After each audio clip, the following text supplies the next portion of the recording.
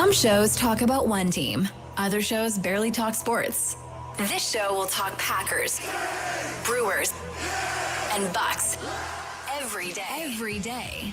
It's Wisconsin Sports Daily with Steve Sparky Pfeiffer, served up by Wendy's on the Wisconsin Sports Radio Network. Download the Wendy's app today.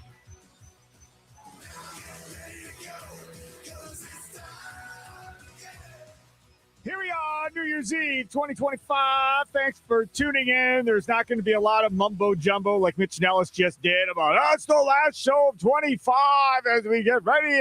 See you next year. I'm not doing any of that crap. I'm just not. You're so heartless. I've always thought that was so dumb. And he's all about it. And that's fine. I'm glad that Mitch enjoys doing it that way. It drives me nuts. I wasn't going to do any of those, New Year's resolutions or all the other random sports talk stuff that other shows will probably do here on the Wisconsin Sports Radio Network. And Charlie, I could feel like wanted to do something. I like doing that stuff. I like listing things, going back a little bit. And you've got Wisconsin Sports Weekend on Saturday from 9 to 11. You and Jack Pembroke can do it on Saturday. It'll be awesome. January 3rd by that point. Oh, so everything will be ruined by that point. Sparky. Shut up. So you listen to Charlie and all of his New Year's stuff, 9 to 11 on Saturday morning at Wisconsin Sports Weekend. But we will do one 2025 v 2026 topic coming up at 3:20, so stay tuned for that. But a great piece today by Tom Silverstein in the Milwaukee Journal-Sentinel that we are going to have a couple of different topics off of concerning Matt LaFleur's future. And he went through, if you don't have a subscription to the Milwaukee Journal-Sentinel or you're running around because it's New Year's Eve and you're getting ready for tonight, like I heard Brandon Snide on 9 to noon today saying that the meat that he had in the smoker, the flame went out in the middle of the night and he had to throw like an 18-pound piece of meat. Mm-hmm. I would not be happy, no. Do you know how much an 18-pound? I mean, I wouldn't even care about the meat. I'd just be looking at the dollar signs like, holy crap, I just set fire to that much money. Yeah. Oh, my goodness. But either way, so maybe you're getting ready for your food tonight. If you're staying at home, others may be going on, getting their hair done, all that, so they look nice tonight for their date or whatever's going on tonight. I get it. Maybe you haven't had time. But a great piece by Tom Silverstein. And he went and listed off like salaries of the different tiers of coaches in the National Football League, and then kind of was trying to figure out where does Matt LaFleur kind of fit into that, what tier if they decide that they are going to bring him back and extend him and so forth. So I want to get into that coming up at 2:20. The other angle that was brought up in there that we're not going to get into, we did have it down as a topic and we decided to scrap it. He brought up the idea of potentially trading Matt LaFleur like the Packers did with Mike Holmgren for a 2 and a 7 to the Seattle Seahawks. And maybe that's something that the Packers would consider if they didn't want to extend him, but they didn't let him just want to walk and essentially pick where he was going to go be a head coach at next. That way you can control where he goes if you trade him, right? So, we'll send him to the AFC and have fun. That way he can't just be done and then end up coaching somewhere in the NFC and be a nightmare to you going forward. So that was brought up in the Silverstein piece as well, or Silverstein. I always say Silverstein piece as well. Really, really good. I want to start out talking about Matt LaFleur and these Green Bay Packers as we get ready for this game coming up this weekend, however. And at Matt LaFleur's press conference today, Matt LaFleur, of course, was asked by the media because it's a question that has been talked about probably here for the last couple of days on the Wisconsin Sports Radio Network about, are they going to play starters? And it's a legitimate question, obviously, because this thing is a situation where the game doesn't mean really anything. From a seating-wise perspective, they're locked into 7. So that's not a big deal. That works out just fine. So they can't get any better. They can't get bounced out of the playoffs. So really, all they're doing is essentially determining, do we want to play with momentum going in with a win, or are we okay essentially losing 4 games in a row, a month's worth of games, not remembering how it feels like to win, and trying to figure out how to win the next game on a 4-game losing streak? That kind of is the decision as far as whether or not you're going to play starters or if you are going to play starters at this point? I think what you have to decide is whether or not you feel like the team that has been on the field all year is talented enough to come into the playoffs without that type of warm-up game. And I think what I've seen from a lot of these guys, from Jordan Love when he's had his bang-ups in the past, and then even this season at times, he's been able to come back and come out and still be the same kind of Jordan Love. And I expect him to be able to do that in the playoffs. I think if you were to rest Josh Jacobs, I don't think he gets any worse by getting that rest day. I think he probably gets better, gets a little more refreshed. Your wide receivers, I think Christian Watson needs to, at this point, take a little bit of a break because we've been kind of lucky with him this season with how long he's lasted. So before you get into player by player here, this is LaFleur earlier. Is your inclination to play or sit, Love? Well, let's just get through the week and see where we're at. Here's what I told the team. We have 53 spots on our roster. You can have 2 call-ups. You have 48 dressed on game day. So there's going to be some starters that aren't going to play. They might not suit up. They might suit up. And then you're going to have some starters that are going to play. So basically, you guys will find out on Sunday who's playing. So from that perspective, the question becomes this: which starters would you want to see not play against the Vikings? Which starters would you want to see rest against the Vikings? Guys that start every week that you're like, we're good. I don't need to see against the Vikings. Now, you're not going to be able to name the whole roster. Some of these guys that are starters are going to have to play. You can't say, I want all the starting offense to sit and I want all of the starting defense to sit. Like, that's not options. They're not going to do that. So, I don't know. I'm thinking like 5 to 7 guys probably somewhere in that area will probably be the starters that'll sit. And I would imagine the rest will end up playing in some form or fashion through at least the first half. And then maybe it turns into like an exhibition game in the second half of the game.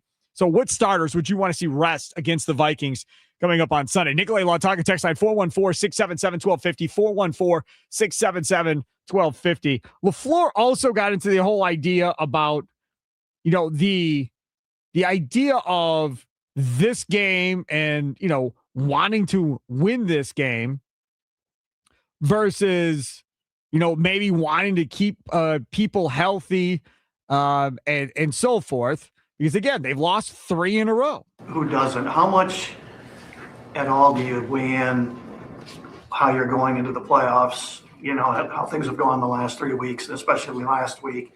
Is that just something you have to not worry about and health is the most important thing, or is that a genuine factor in the decision? I think everything. You weigh everything and you try to come to the conclusion of what you perceive gives you the best opportunity to go out and play your best football when that time comes. So right now we're only focused on trying to put together a great practice today, and those are the things that are within our control, and that's what we challenge these guys. Whether you're playing in this game or not, we still got to have a great week of preparation and not look past what's right in front of us, and that's today. So that's the thing. That sounds cute and all. And I heard Andy Herman earlier today on the Mason Crosby show, without Mason Crosby, because it's a Human Wednesday, as we all know. So it was Thunder and Tommy Wirtz. And Andy Herman was saying, hey, man, like they should be running stuff that they want to run against Chicago or Philadelphia. They should be using this week to get ready for that and not necessarily, treat this like a normal week like you would scouting up the Vikings and so forth, right? Basic stuff. We're going to go out there. We're going to execute our stuff and to the best of our capabilities and do that, but we're not going to over game plan this one. But we are going to start game playing a little bit for wrinkles we want to put maybe into the offense when we get out there in the playoffs that Chicago and Philadelphia maybe haven't seen yet from our offense. And Jordan Love is out there practicing, but he hasn't been cleared in concussion protocol. Somebody someday is going to have to explain to me how you're not cleared, but you're able to go out there and practice. The guy that's hurt, and Malik Willis, who is limited in practice, who didn't practice at all last week, was able to play on Sunday, while the other guy, no, I know you've been throwing balls all week and running around in practice doing all that, but you're not right. We're not going to clear you. I don't understand. I'm not a doctor. I don't get it. But I would think if you're not cleared in concussion protocol, you're not running around on the practice field doing stuff. I get if you're going to sit in team meetings. I don't understand this whole practice for 2 weeks and potentially still not be cleared in concussion protocol. Well, concussion protocol is a set of stages. It starts with, again, being completely out of stuff and then doing the mental work, being able to get through that and kind of feeling right there, and then going through the physical ramp up over time. So him being out at practice, I don't think he's probably wearing shoulder pads at all. I don't think he's really running all that much. He's probably out there just throwing the ball at this level of that. They're not saying he's limited though. But that's what he is. If we're going to be honest, this practice today, I guarantee you, is a majority walkthrough. Zach Tom was out there as well, and he hasn't been really fully cleared of whatever was going on with him as well. He's been out the past 2 weeks with Jordan Morgan at right tackle. I think they have these guys out here in a walkthrough type of setting, kind of working on just getting back into this play and doing what you were saying, practicing what you want to plan on for the Chicago Bears, for the Philadelphia Eagles, if you have to go and play one of those two teams in the playoffs here. And the other part about this too, we start talking about which starters are going to sit versus who's going to play. And I heard Rami McElroy talking about this on 9 to noon earlier today. Him and Brandon Snyder were talking. John Kuhn is off this week or the rest of this week. And Rami made a great point, which is, so this is the deal. If Jordan Love is playing, Zach Tom is playing, right? And any other starter in the offensive line is playing. I'm not getting my quarterback killed before we go to a playoff game. If Jordan Love's not playing, well, then Zach Tom's not playing. So in his mind, he's kind of handcuffing those two guys together and goes, if one's playing, the other's playing. If one's not playing, then the other's not playing. That makes a lot of sense to me, Charlie. I can see where you're coming from, but also I think the fact that Zach Tom was practicing today, at least in a more full capacity, there wasn't any notes on kind of his limitations as of right now. But him being out there, I think, will be important because of an idea you brought up earlier in the week. And it's something that, I don't agree with you too often, Sparky, but I'm starting to like it. Jordan Morgan potentially playing left tackle this week and Rasheed Walker being one of the starters that takes a break. And if you have Jordan Morgan out at left tackle, you need to have Zach Tom at right tackle. I don't think you have anybody else that can play that position outside Darren Kennard, who may not be ready to go either this week if his neck injury is still bothering him as well. I think this is a situation where if you want to try out and see what you have in a Jordan Morgan there in case Rasheed Walker gets hurt in the playoffs too, and you need to play him in that position because you know what you have in him at right tackle right now. Remember, Belton has played tackle. He has, but you like him so much at guard right now. He's been that starting right guard since Sean Ryan moved over to center. It's really worked out. I don't think the Packers want to mess with that. I think right now Jordan Morgan's the guy that you have to test at those tackle positions and see if he can give you more there than what he gave you at the guard position this season. I got a text coming in here, Nicolay Law Talk and text line from the 715. So Jordan Love is still so-called injured. Has he ever played a full season? And I don't see what's so good about him to begin with. You guys sure point out a lot of things when I watch him. The guy he throws to are basically wide open. Sure, keep them out. Then when you get to a game that matters and he throws 5 interceptions, blame it on him sitting out. It's his job to play. He's paid to play, not to sit on the bench. I can do that. Quickly, a 715. Tell me the game he threw 5 picks. This isn't Brett Favre. Maybe you're confused with Brett Favre because Brett Favre, God knows, he did a lot of that 3, 4, 5 interceptions games. I understand it. He doesn't do that. Like, has he had a game? How many games has he had where he's thrown 3? Has he had any?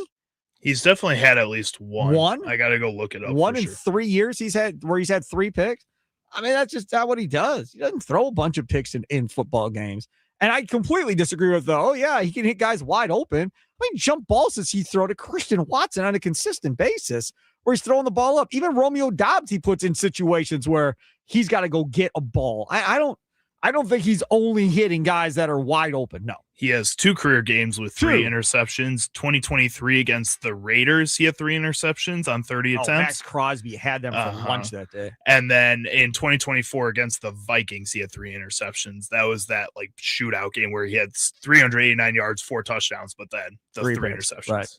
Yeah. So yes, he's had a couple of games where he had the 3 interceptions, but it's definitely not, it's a big game. He threw 5 picks. He didn't throw 5 picks when they lost to the Niners in the playoff game. He didn't do it against Philadelphia either.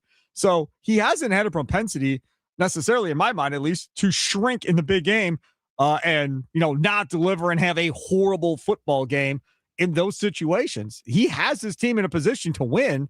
They just can't seem to figure out how to get over the hump outside of that Cowboys game, obviously, where they blew him out in Dallas in that big game. People like Jordan Love because he's good, man. Like, I don't know what to tell you. You can go find former quarterbacks that watch the all-22s and everything else, and they'll tell you he's good. You can find anybody NFL player that watches the tape, and they'll tell you he's good.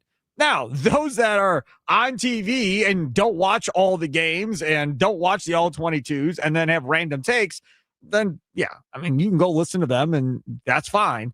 But these guys that are literally watching this stuff every week, he's good, man. He's top 5, top 10 quarterback in the National Football League. He was a top 4 MVP candidate for the first half of the season here. And after that, he even got hotter and then just got hurt. And a lot of guys are playing really well right now at the end of the season here. He has played that good so far this season. Even the national guys have been giving him the love. Colin Cowherd, who goes back and forth on all his takes, was giving Jordan love the last time he was talking about him after that first Bears game.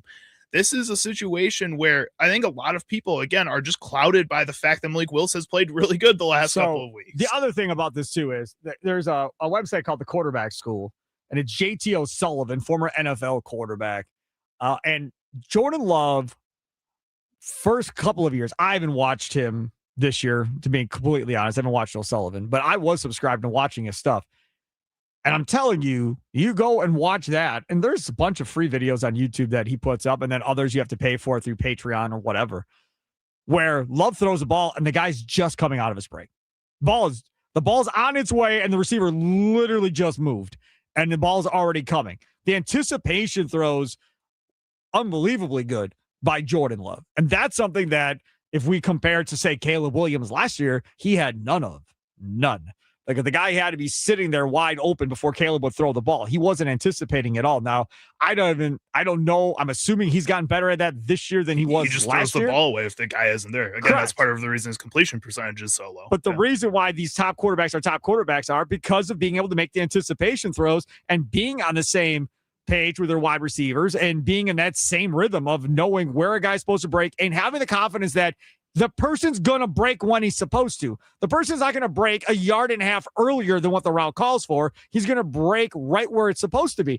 And when you would see Aaron Rodgers get mad at the world and yell at his wide receivers, why was that? Because they weren't running the routes exactly like they were designed, and then it was making him look bad if a throw was gone. And you'd be like, man, what are you doing? You cut that route in a yard too soon, or you ran that route a yard too long. And to you and me, it's like, boy, that's stupid. And what an overreaction. But to these guys, man, it is everything. And not everybody obviously will be able to stand on NFL sidelines or even a college football sideline to see what it's like. But the speed of the game is crazy. Watching it on TV does not do it justice. Like, if I took most of you and put you in helmet and pads and all that, and then snap the ball in an NFL game and said, okay, complete a pass, you'd probably poop yourself before you even got the ball out of your hands. You would. You'd have these gigantic dudes coming at you. The offensive line's coming back at you, and you're trying to not worry about getting killed and looking downfield. And all, man, come on. Like, predict where guys are going to be, read a defense at the same time as you're reading a wide receiver's route. You have no idea how difficult that is. None. It's impossible. It just cracks me up when I hear people go, wow, how did he miss that? Man, you go try and do what they do, man. Like, it is so difficult what they do. And then when you have a guy like Love playing at the level he's playing at, and then still to be doubted like he's a bottom third quarterback by his own fan base, I don't get it. Completely unfair. It really is. And these are the same people that also want Matt LaFleur fired, it seems like. And it's like, well, you can't be mad at Jordan Love and also be mad at Matt LaFleur at the same time, if I'm being completely honest. I think that's a question we should do on Friday. I think so. That's a great question. Like, are the people that want Matt LaFleur fired also the people that want Jordan Love fired, or are you separate? I would love to know the answer to that question, because if they're two separate groups, oh boy. Yeah. I mean, that there's lots of more issues. I don't know what you do as an organization. I mean, you don't care what the fans think, obviously, and nor should they care what the fans think. But if you got two different groups of people wanting the two key cogs of this team gone, That's a problem. Well, and both those guys, again, have been relatively successful this season. Like they have both earned another year at their jobs, Yes. 100%. Nobody should be questioning that. And again, if you say Jordan Love is not the answer and he's a bottom 3 quarterback, then you have to believe in Matt LaFleur and what he's been able to do with Jordan Love this season, because he has looked like a top 5, top 10 quarterback in the league. And you go back to the Tom Silverstein piece, he goes over what we went over yesterday, where LaFleur has all the leverage. He is in a no-lose situation with this Malik Willis deal. Because as Silverstein points out, the quarterback development of Malik Willis from when he got here to where he is now and how much better he looks, that is a huge feather in the cap of Matt LaFleur of being a guy that can develop a quarterback. Where Jordan Love was out of Utah State to where Jordan Love is now, another huge feather in his cap, right? And I understand Love has his own personal coach, and he also deserves a lot of credit. Not trying to take that away. But as a guy that's calling plays, is in charge of the offense, LaFleur's going to get credit for both of those quarterbacks and how well they've played, regardless of what you think of either one of them. So when it comes time to pay or not, or extend or not, or do what you have to do, Matt LaFleur and his agent got their feet propped up and go, yeah, I know we lost out. We got beat in the first round of the playoffs. I understand. We had a lot of extenuating circumstances kind of around us that led to that. But if you feel the need to move on, then go ahead, because I will have a job before you say the word fired. Somebody will have a job waiting for me, and I'll get to pick where I want to go. Well, and again, it's even before the Packers in Tennessee, who's working with Ryan Tannehill and helping getting Ryan Tannehill to that offense was not good. They were a bottom third offense. They were able to figure it out. In Washington, he was working with Kirk Cousins in certain situations too and helped get Kirk Cousins to where he is. This guy has a track record that shouldn't be mistrusted at all. Just because him and Aaron Rodgers didn't get along, part of that is that Matt LaFleur was probably trying to take more control than he needed to in a situation where Aaron Rodgers is one of the greatest quarterbacks of all time. But again, he adjusted and gave up control, and it became a joint. Well, they claimed it was a joint offense with him and Rodgers. And he learned. He went into this relationship with Jordan Love and, started out with that kind of full control. But as the seasons went on, he started relinquishing some of that to Jordan when he felt comfortable. And you saw it on the field, and you saw them kind of build this relationship. He is a guy that you do not want to lose. That's coming from a Bears fan who just now is getting a head coach that people like. And Matt Nagy was that in his first year too. So now we got to wait 2 more years to see if Ben Johnson can still keep doing it from this point on. It's a rarity to have a guy like Matt LaFleur, man. See, and that's the thing too. And we're going to get into this Matt LaFleur thing coming up in the next segment. But when I read these names and these tiers of coaches and how much they're getting paid, you are going to be like, holy crap, I did not realize these guys were getting paid as much as they are. But that is where NFL salaries are now. I want to finish this because we never really answered it as far as which stars would you rest versus the Vikings coming up this week on Sunday. And we are here live. All the shows will be live. Inside Wisconsin Sports, 6 to 9 on Friday morning. We'll be here 9 to noon with John Kuhn, Mason Crosby show with Mitch Thunder Nellis, and Inside Wisconsin or Wisconsin Sports Daily, all live on Friday, all day live, all day long on a football Friday, getting ready for Packers and Vikings coming up on Sunday. But for me, the guys that I am not playing, if I'm going to have to rest starters, I prefer to play these guys and try to stop this and get some momentum potentially going in. I think I had a different thought on this going into this, but now as I'm thinking about 4 in a row, that is a long time since your last win. Long time since you've had that feeling. I think it's more important than maybe what they're even letting on to there, and they're looking at health. But if that's the deal, Josh Jacobs, like you said earlier, he is definitely not playing in this game. Jordan Love is not playing. Malik Willis is not playing, which means now it's Desmond Ridder, who you pick up off the free agent street, or Clayton Tune. Fine. Either it doesn't matter.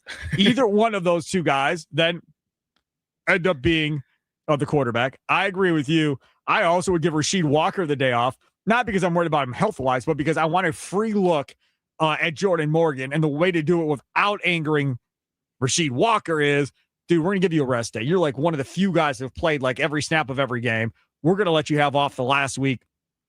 You can hang out on the sidelines and we'll see what happens. So Jordan Morgan, obviously, would play in this one. So Rasheed Walker would sit. And then on the defensive side of the ball, I don't feel like I need to rest anybody, if I'm being honest. I think everybody plays on defense. There isn't anybody I look at and go, oh yeah, we have to rest him. And if you even bother to bring up to me Rashawn Gary, No, who dude, doesn't come play on. hard on a play-to-play, game-by-game basis, I How'd will you laugh read at my you. mind? Yeah, there's no. When he starts hustling and finishing plays, then we'll talk about Rashawn Gary. Or you could give him a No. little bit of a mental health reset. Give him that little bit of time to kind of get his mind right before the playoffs here because he hasn't been good. Try to say, like, you know what, Rashawn, we want to see these young guys because you haven't been giving us that. How about this?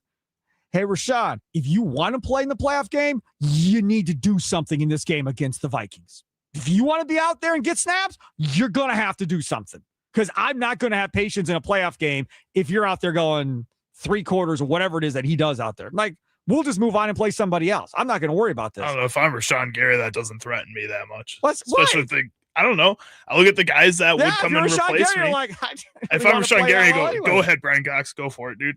Have fun. I'm getting paid. You guys can cut me and pay me all this money if you want. Like, that's Correct. what I would think with the guys that are behind him. Hey, no question. And that could very well be his selfish attitude of who cares? I won't play then. I'm still going to get a good paycheck. And if that is his attitude, then he's gone anyhow. That I could care less. If that's his attitude, I don't want you on my team anyhow. Tommy would be running through the halls so happy. But again, realistically, he's your best chance of getting to the quarterback. He's your most talented player that can get pressure on the quarterback right now is Rashawn Gary. If you're going to make a run in the playoffs, he has to play like he played in the first half of the year. And I don't know if he can. We've seen him do it. We've seen him look amazing. You're like, hot damn, that's the athletic guy that you paid all that money to that can get after the quarterback and finish. And you just haven't seen it the last couple of weeks. And he's the guy after the Micah Parsons injury talking about, oh, you just wait and see. Oh, I'm still waiting. Seeing a lot. Still waiting. Still waiting to see you do something, man. That is the one guy.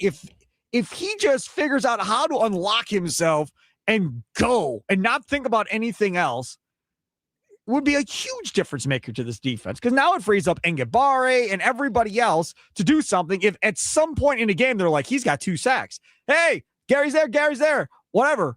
Now, distraction away. He is never going to be Micah. But if he gets 2 in a game and now we're in the 4th quarter, he's already got 2. They're going to have to put eyes on him to make sure he doesn't get 3, right? So now that frees up everybody else in the 4th quarter. But if he's not even a threat and he gets 2 pressures a game, my God, nobody's going to look at it for anybody. None of them. Yeah, whatever. Just look at Cooper, make sure he's not going to blitz and kill me. And outside of that, let's roll. You're fine. Just keep running your game plan. Run it up the middle, and don't even avoid that. Right. Right up the middle. Ah, man. Okay, take a quick time. I'll come back on the other side.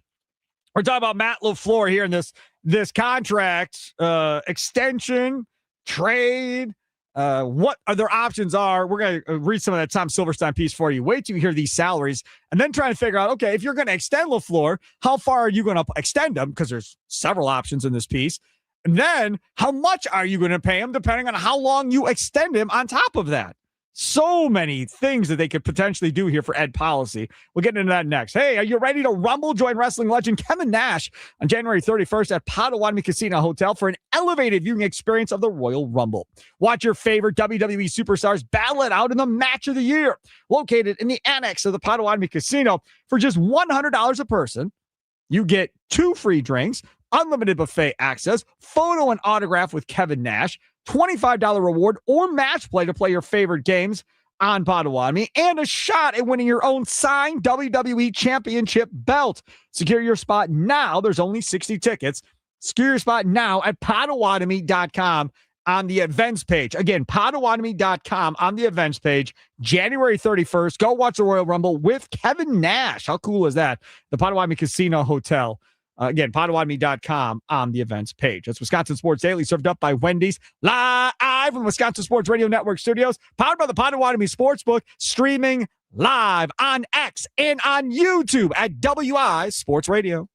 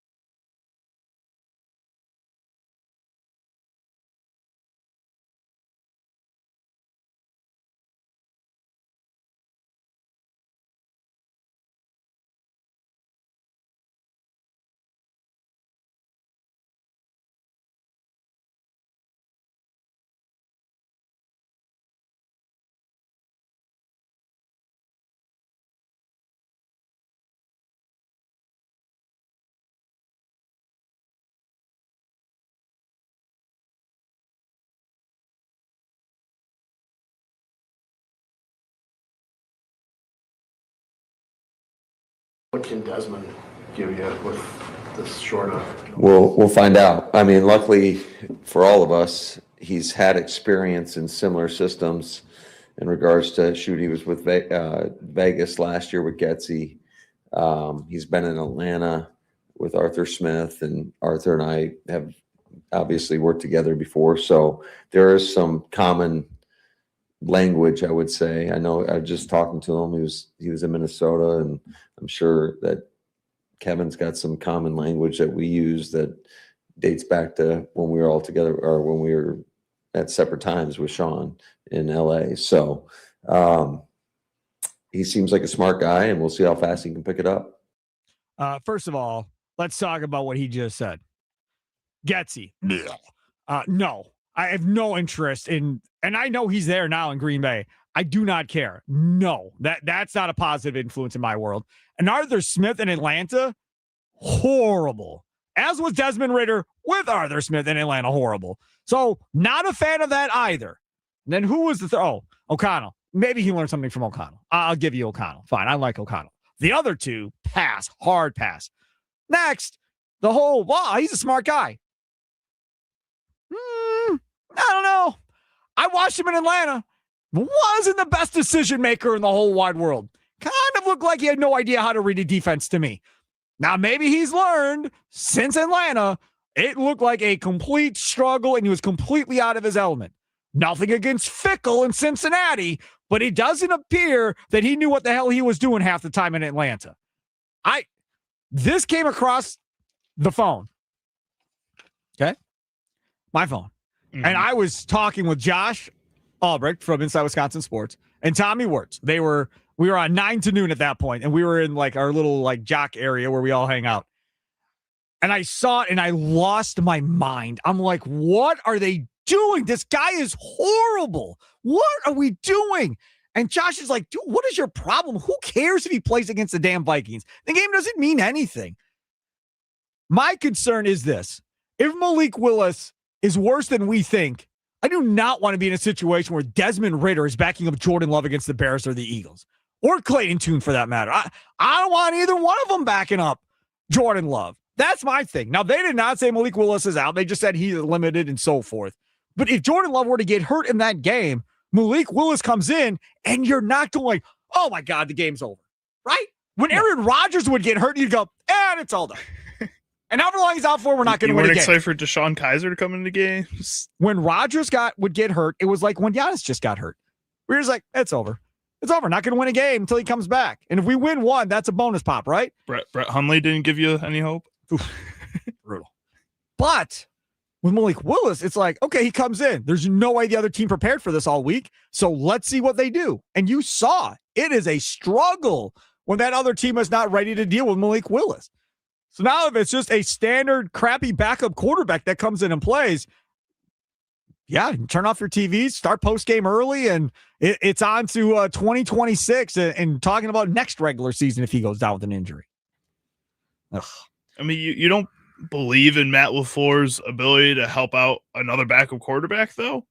I mean, Malik Willis, man, listen, has turned out pretty good. Hold on. Hold on. So he had Malik Willis all of last year. Malik Willis, I think pretty positive would beat Desmond Ridder in a running contest probably every time. Probably. Arm strength wise, I don't know. Pretty sure Ridder can throw it.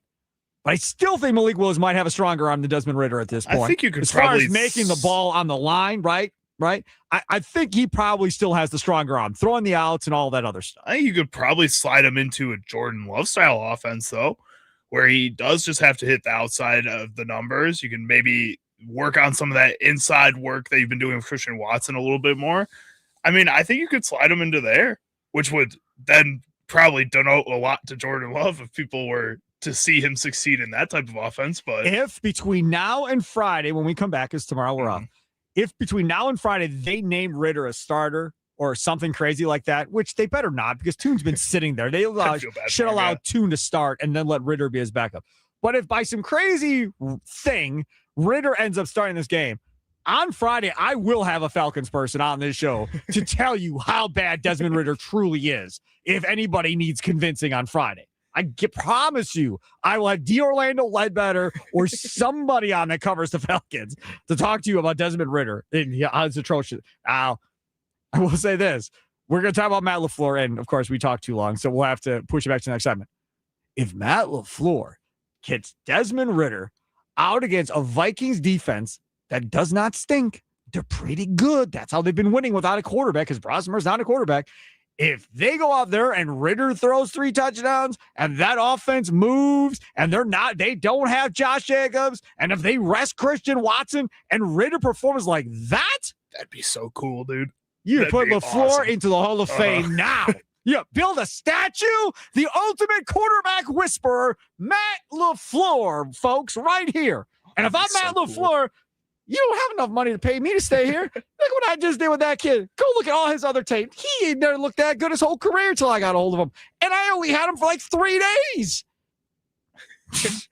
Again, it's not going to happen.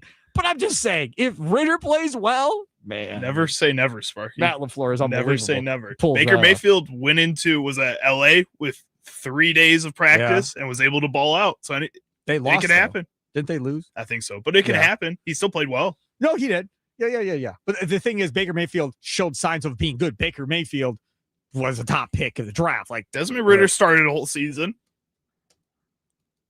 It might have been a punishment to him, but he is horrible.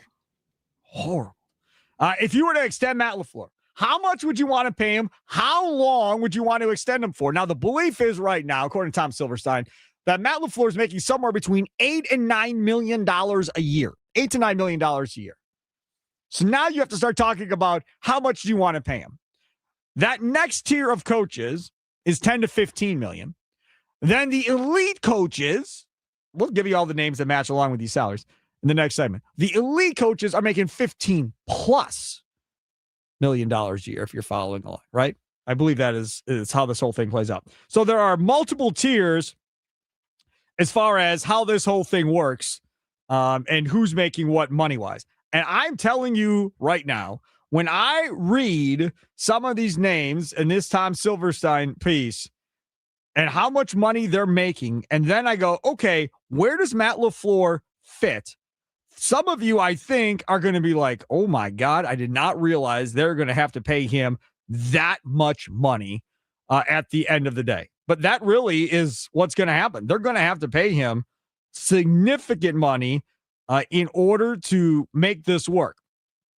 So right now, $8 to $9 million a year. His first contract, according to a source, was worth about $5.5 million per year, and he received a raise when he signed a 4-year extension in 22. Okay, fine.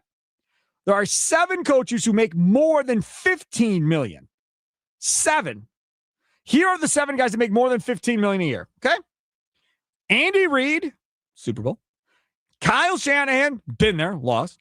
Sean Payton, John Harbaugh, Mike Tomlin. 10 to 15 million per year. Ben Johnson, Mike Vrabel, Nick Sirianni, Kevin O'Connell. 10 to 15 million a year. Ben Johnson just got a deal. Vrabel just got a deal. Sirianni, Super Bowl, and Kevin O'Connell. That's 10 to 15 million a year. Now, the other part about this is, as Tom Silverstein points out, would Matt LaFleur, after this year, take a 1-year extension? So now he's got 26 and 27 before his free agency. The belief is, no, he's not going to take a 1-year extension. So then the question is, does he take a 2-year extension to buy yourself a little bit more time before you have to go all in on, say, a 5-year deal or something along those lines? Or does LaFleur go, you know what? Nah, I'll take my chances after. If you don't want to give me a 4-year extension or a 5-year extension or whatever, I'll just head into free agency as a coach after 26 and see what my value truly is if you don't want to pay me now.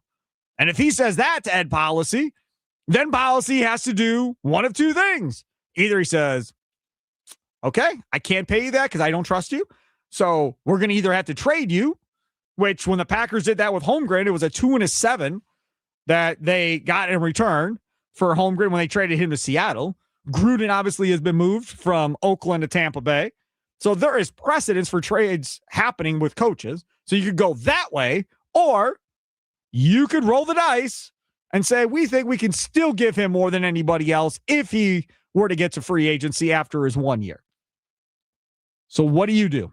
If your Ed Policy, as you sit here right now, how much would you pay him? How long would you extend him for? Or maybe you would trade him. I don't know. You tell me, what would your decision be right now? A lot of you don't want Matt LaFleur, and a lot of you do want Matt LaFleur. So those of you that do want Matt LaFleur, how far out there are you going to put it to keep Matt LaFleur at the end of the day? Nicolay Law Talk and Text Line 414-677-1250, 414-677-1250. It's Wisconsin Sports Daily, served up by Wendy's, live from the Wisconsin Sports Radio Network studios, powered by the Potawatomi Sportsbook. Thanks for tuning in on WNFL in Green Bay and Appleton, on the Flamethrower 99.7 FM and 710 The Game in Duluth Superior, 93.9 The Game in Wausau, and of course in Milwaukee and southeastern Wisconsin on 1250 AM and 105.7 FM The Fan.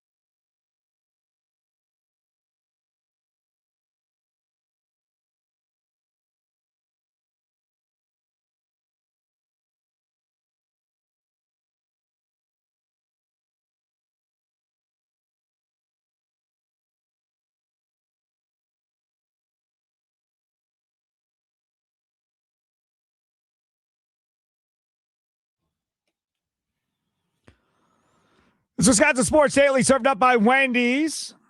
Sparky here, Charlie Usen, other side of the glass. Hope you all have a safe New Year's Eve coming up tonight. We're here till 5 o'clock. Then Wisconsin Sports Wrap Up with Tommy Wirtz from 5 until 6 o'clock this afternoon. And then New Year's Eve is upon us. New Year's Day tomorrow. I'm back at it again on Friday. Live and local all day on Friday. All shows live. No best ofs. None of that stuff on Friday. 6A to 6P. The question is this: if you were to extend Matt LaFleur, how much would you pay him? How long would you extend him for? It looks like he's going to be somewhere in that area of $10 to $15 million a year is where he'll slot in at salary-wise, according to Tom Silverstein. John in Franklin, you're next on the Nicolay Law Talk and Text line. What's up, John? Hey, Sparky. Best of the new year. Everyone be safe tonight. This thing with LaFleur, I don't know where I'm at with this guy. And it's thankfully this money doesn't count against the salary cap. But these coaching contracts are incredible, especially more so in college than in pro sports, the way they work out. But I will say this, the Packers are kind of, once again, backed a little bit into a corner. But I will say this, if we end up losing out the next two games, which will put us on a 5-game losing streak, I have a hard time giving this guy anything. And I know injuries matter, but at the end of the day, every team has to deal with injuries. And yeah, it's not optimal, but there have been more than 1 or 2 or 3 occasions where we questioned the way the team came out. And at the end of the day, when you're captain of the ship, it's your responsibility. And I got to tell you, Sparky, the press conference after that awful game against Baltimore, that presser, it made me want to hit something that LaFleur gave. I mean, this crap about, well, it seemed like we had a pretty good practice. I'm like, what are you saying? I mean, I understand you're a head coach and your job is to give these press conferences and say next to nothing. But honestly, I don't want to give this guy a ton of money. You give him what you got to give him because you're kind of backed into a corner. You are. I'm up against it, John. Thanks for the call. I appreciate it. Yeah, you are backed up against it. If you don't have a better option, you got to pay him. So Wisconsin Sports Daily, served up by Wendy's, live from the Wisconsin Sports Network studios, powered by the Potawatomi Sportsbook. Up next, we're going to talk a little bit about this whole idea of if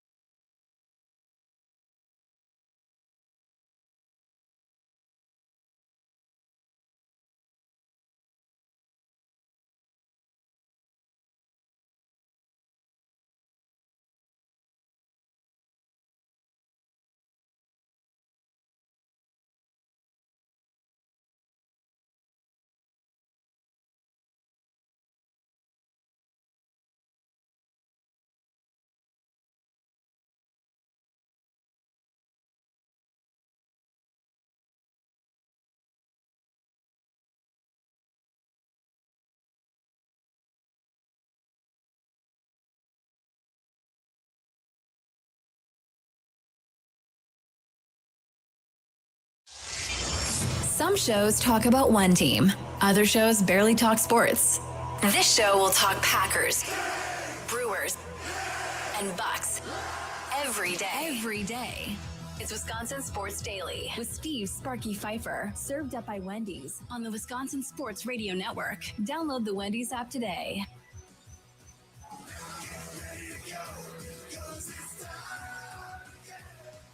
$3 hour on New Year's Eve. I hope everybody is having a good one. It is snowing out here in southeastern Wisconsin. And apparently, last time I checked, there's supposed to be freezing rain potentially coming later this afternoon, early this evening, which means it's going to be not fun to drive in either. So you add in all the alcohol that will be consumed tonight, and then you add in slippery roads on top of it. Man, I'm just saying. I think I'd rather either stay home or do what Charlie is doing.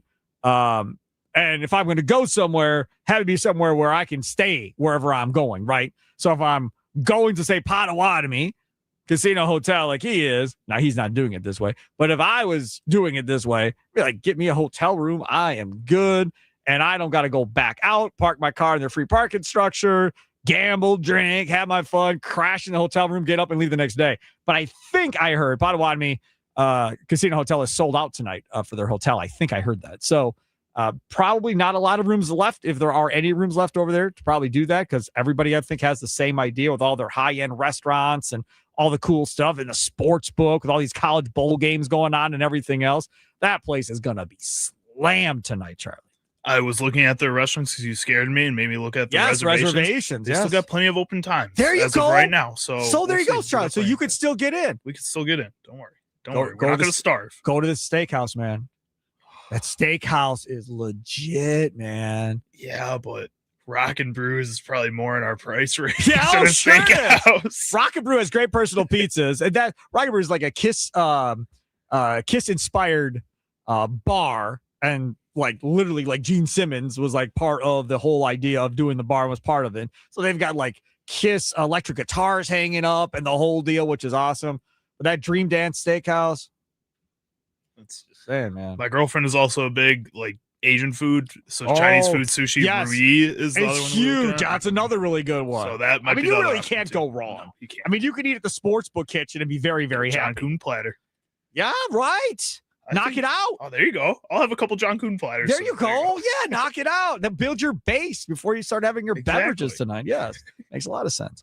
We're going to need to build a base before we start drinking if this Sunday game is going to be Ritter or Tune at quarterback for the Green Bay Packers. I was talking to Tommy Wirtz earlier. I was like, what the hell are we going to talk about on the Green Bay football postgame show powered by Lakeland University if Ritter or Tune are playing in this football game for 4 quarters? Like, seriously. I mean, don't you think if either one of those guys start, people are just going to turn off their TV and like, okay, well, they're not serious. Boop.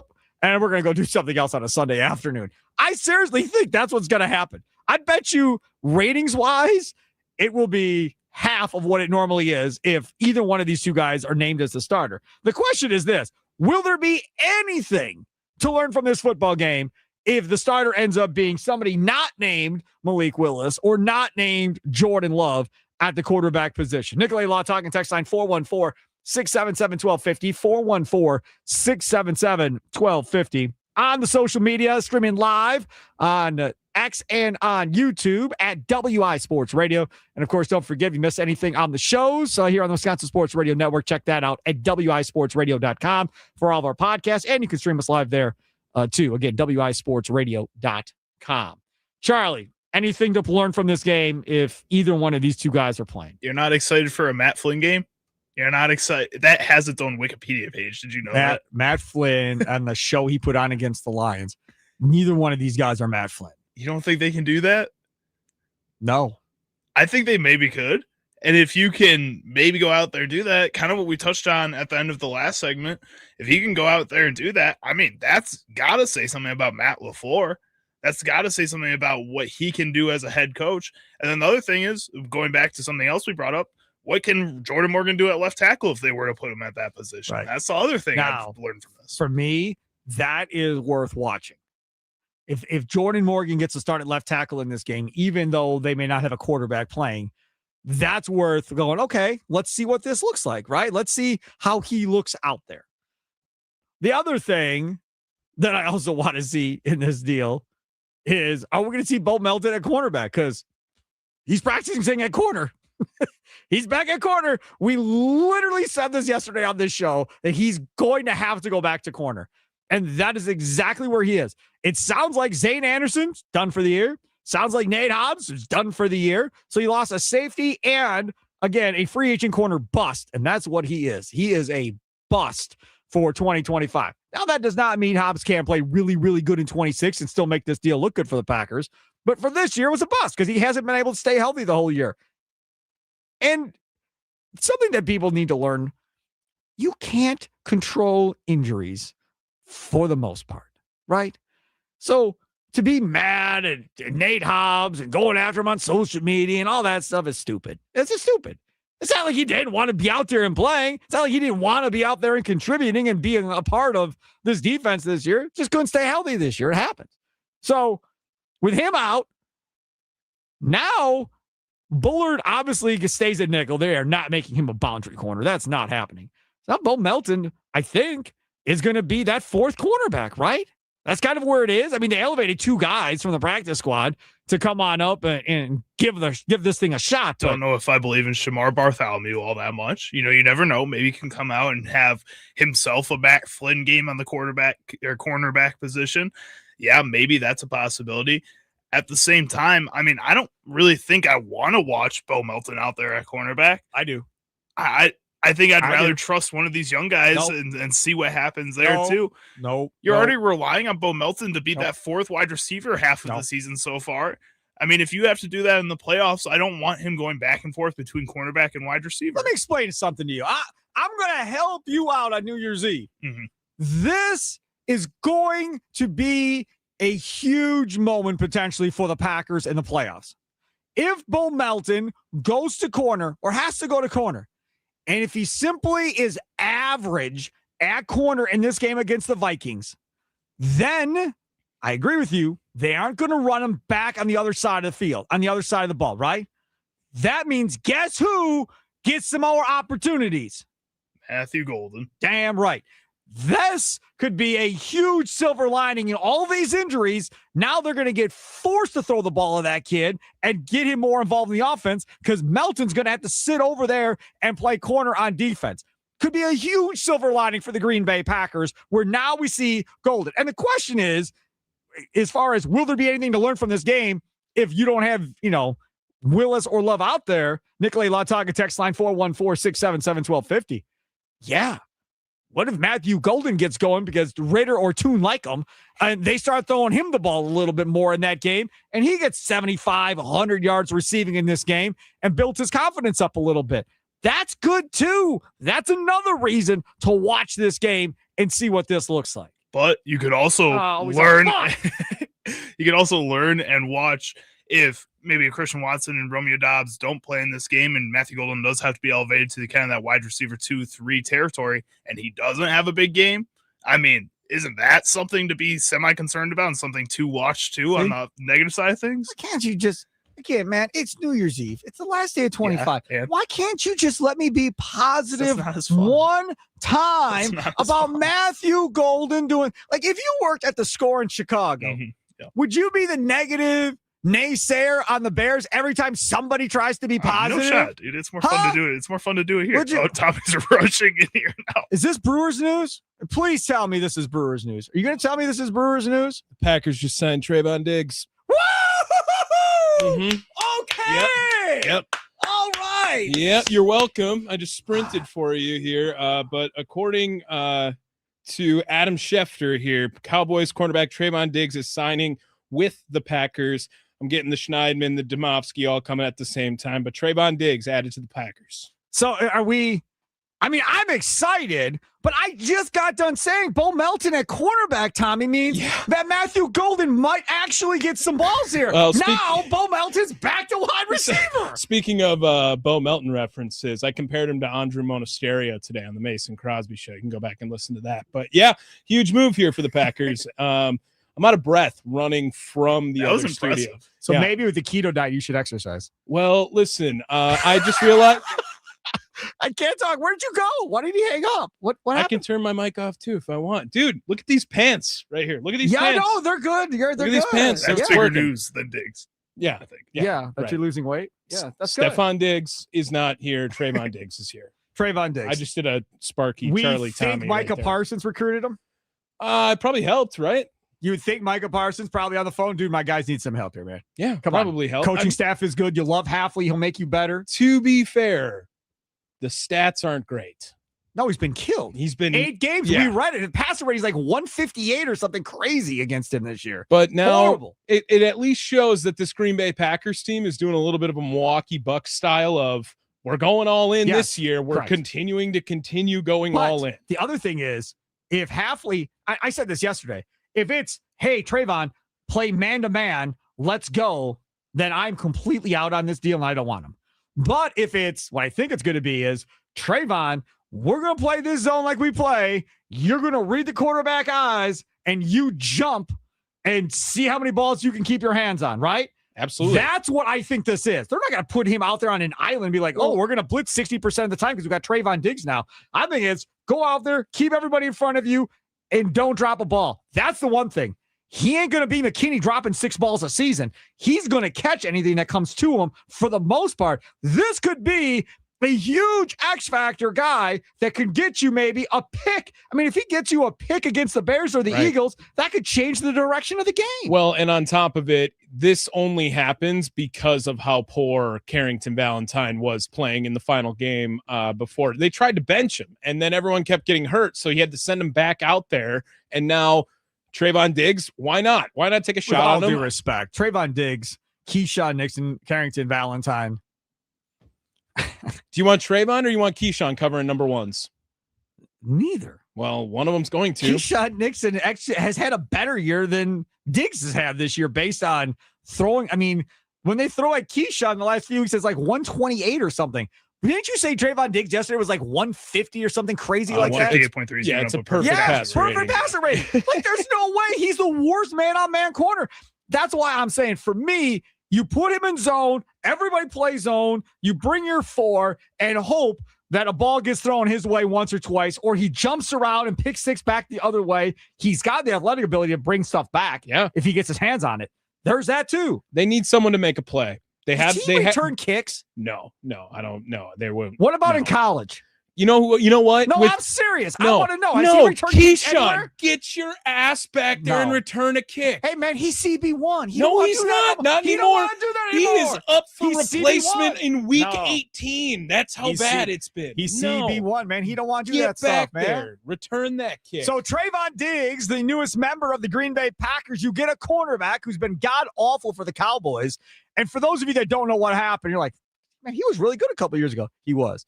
But he's been banged up, hurt. He's only played like 8 games this year. And the reason the Cowboys cut him just tells you how dumb this organization is. The Cowboys, he goes to the Cowboys and he says, hey, man, Brian Schottenheimer, the head coach, hey, man, I got family here. Where are they? In D.C., right? They're playing the Commanders. I got family here, so I'm going to be here for Thanksgiving anyhow.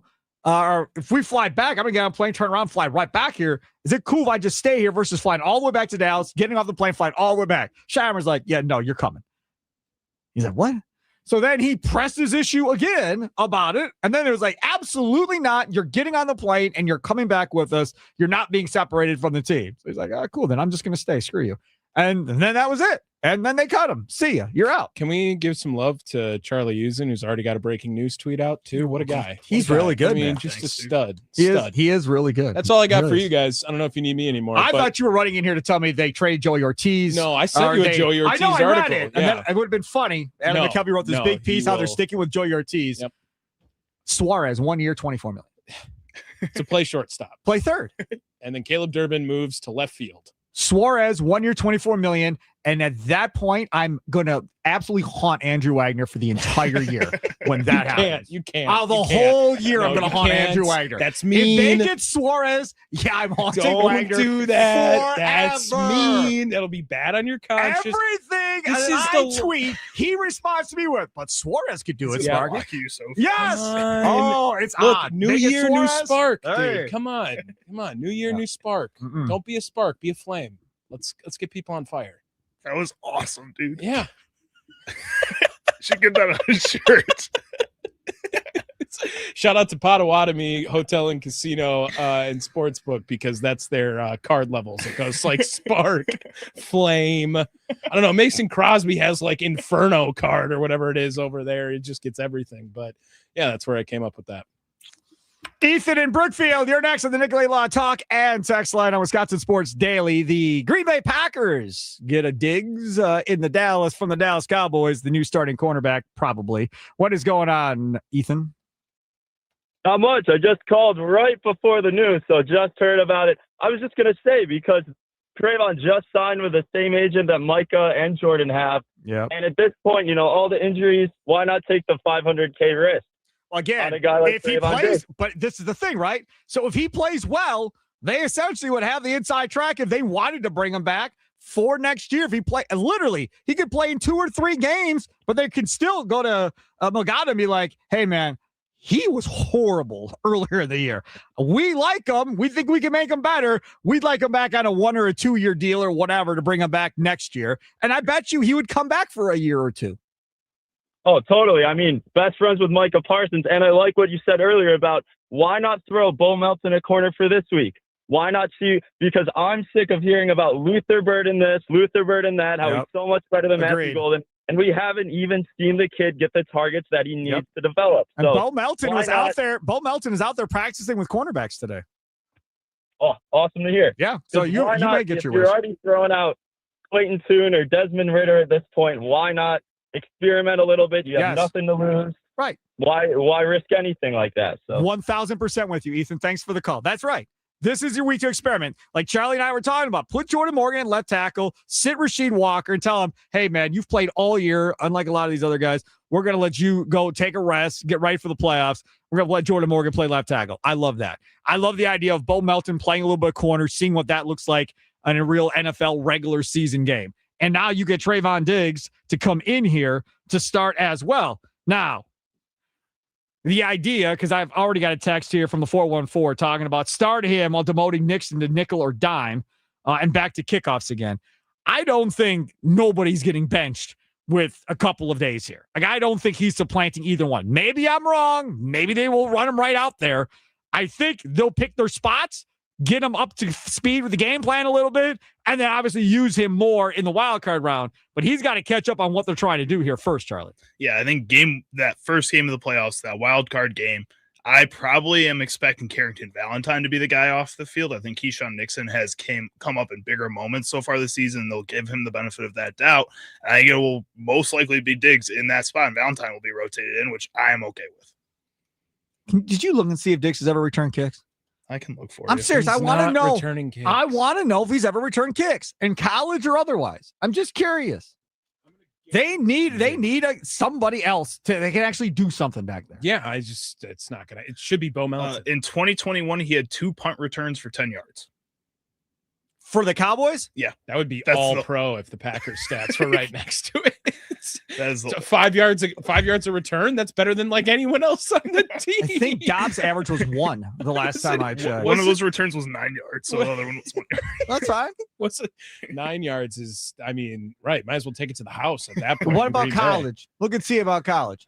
Now you gotta That's, make me look yeah, at I'm it. going to make you work some Yeah. more. I'm He's sorry. not. I don't think that's a move that the Green Bay Packers are thinking about literally at all. I think it's all strictly cornerback depth, and they have thought. Okay, so in that Tom Silverstein piece that we've been talking about, he talks about LaFleur's contract, how much he's going to get paid, yada, yada, yada. But then he also talks about the idea of Goody being involved and may say, okay, Matt, we'll extend you, but we want these changes made on your coaching staff. And as Tom points out, LaFleur has always been super loyal to his guys and not wanting to do anything. But if it's, we want to move on from Rich Bisaccia, right?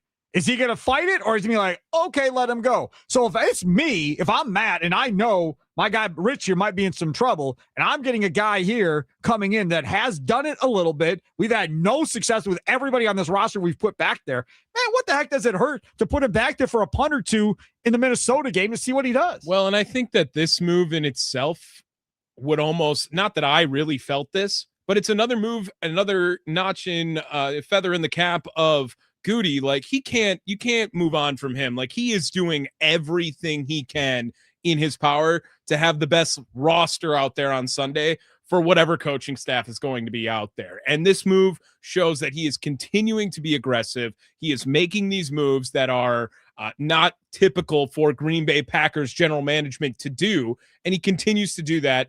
And Trayvon Diggs is now a member of the Green Bay Packers. It's not because they need another return man. And again, if they're going to move anyone from that cornerback room after this signing to go return kicks, well, if only they had an all-pro returner sitting in that room. Oh, God. Imagine how electric the place would be if opening kickoff against Charlie's Bears. Think about Charlie. He's just so happy. He's like holding the Lance Briggs photo he has on his desk while he wears his Devin Hester jersey. And then Keyshawn Nixon goes back there and returns the opening kick. That'd be awesome, man. Can you feel? I can visualize it. I could visualize him fumbling the ball on the opening kickoff, and then everybody wants to kill Keyshawn Nixon. That's what I visualize. I'm just saying, there are not a lot of positives circulating around Keyshawn Nixon other than the pick that Caleb Williams gave him. Outside of that, in that game, he was going to be the fall guy. Remember, Tommy? We're in here doing post game. I was like, here we go, Keyshawn. Here's some redemption. Get an interception to end this thing and get some redemption at the end. And then it's Keyshawn Nixon, and Tommy and I are going nuts. And then he comes back the next week and stinks again. More impactful in Week 18 signing today for the Packers, Trayvon Diggs, Desmond Ridder. Matt Flynn game coming. He's done talking. I turned his mic off. We're all done. Tom in Oconomowoc, you're next on the Nicolay Law Talk and text line here on Wisconsin Sports Daily. What's up, Tom? Good afternoon, fellas. Just one question for each and every one of you commentators on networks. Yeah. What do you actually look at when you watch Keyshawn Nixon play defense? Because I've seen him play with his back away from the quarterback, and how many passes have gotten thrown right over his shoulder that he could have easily picked off. Never turns his head. Nope. Yep. And you just scream at the same thing. You took my flyer because the Bears game, the first game, he had 2 personal foul penalties, and then he intercepts the ball and seals the game. Other than that, what has he done all year? No, he hasn't. I mean, in the beginning part of the year, first half of the year, Carrington Valentine was the best graded cornerback on this team from Pro Football Focus, but it wasn't even close. Valentine wasn't elite by Pro Football Focus, but he was like average, which was far and away better than what else they had at cornerback. Exactly. Yeah, no, I don't want Keyshawn Nixon at cornerback either. You and I are on the same page there, Tom. I'm not defending him. Nope. Thanks for the call. No. And at the end of last year, Charlie will tell you, the end of last year, we played that clip. Keyshawn Nixon, I'm a CB1. I don't want to return kicks anymore. I lost my mind on the air. I was like, you are not a CB1. You need to stop. And there were some people in the Packers media, well, yeah, Sparky, he played a lot better than you're giving him credit for. Blah, blah, blah. Stop. He's not that guy. He plays better when you see that other guys are playing worse. That's kind of how he is. And right now, the Packers cornerback room is just not good. And I think because of that, you have to play with what you've got. And Keyshawn Nixon right now is what you've got. Yeah, we can complain about him not being CB1, but that's where we're at right now at this moment. Trayvon Diggs is not going to come in and immediately be CB1. That's not how that's going to work either. He hasn't played well, A, this season so far, and B, he's an injury concern. He's a guy that you don't know if is for sure going to stay on the field all the time. So this is a guy in Keyshawn Nixon that if there's anything positive about him is that he's been there and he's been on the field for this team and that he is part of the energy of this team. He's one of the leaders of this team. And that's something that says a lot to this defense, who is really reeling right now after losing a lot of key pieces. 920 on the Nicolay Law Talk and text line. Seahawks flashback, but we are playing the Bears and Diggs picks it off and runs it in for a touchdown. Good. I'll tell you, he's got the ability to take balls back to the house. We've seen it from him a couple of years ago, but he's been banged up and hurt the last couple of years. So the question is just how healthy is he and how will Jeff Hafley use him? And I will say this. I have all the faith in the world that Hafley will use him in the appropriate manner. I don't think Hafley's going to put him in a position to where it's like, dude, what are we doing, Jeff? Like, I don't really think we've ever had that conversation about Hafley putting in guys in situations that doesn't make them better. Right. He can't necessarily do the pass rush move for the defensive lineman. He can't do that, but he's putting them in positions to succeed. Then it's up to them whether or not they want to do it at the end of the day. Speaking of which, there was a piece on ESPN today talking about coaching candidates and where everybody might go. there's something to this whole half league Giants thing. I mean, that is still picking up steam at this point, as far as a guy that makes sense for the New York Giants at the end of the day. Well, and again, I can see it. Like Keyshawn Nixon, Jeff Hafley is the energy of this defense, and he is what has kept them kind of going so far. A lot of these guys could have given up more than they have already from what we've seen on the field, and Jeff Hafley is a leader of men, and that's what a lot of these young teams are looking for right now, like a Dan Campbell, like a Mike Vrabel, to help kind of whip their teams into shape, and I think they see that in Jeff Hafley. No question. I got one from the 414. Hey, can the Packers get Kenny Clark back too? No, I don't think that's going to necessarily. You never happen. know. You never know. No, I don't. I don't see that necessarily happening. JB in the 920. Nixon can't backpedal like a starting quarterback. Closely followed by tackling and then ball awareness. JB clearly does not like Keyshawn Nixon one way or the other. I don't. How should I put this? I think Keyshawn Nixon is a decent nickelback. I think that's probably where his role is in the National Football League. The problem is they don't need one. They have Javon Bullard, and he's done fine, right? If Keyshawn Nixon were to be moved on from the Green Bay Packers, he would be on another roster, and he would be playing on another roster. I don't think he'd be CB1 on any other roster, but I think he'd be a nickel or a dime back for sure, Charlie. He'd also be a return man, probably.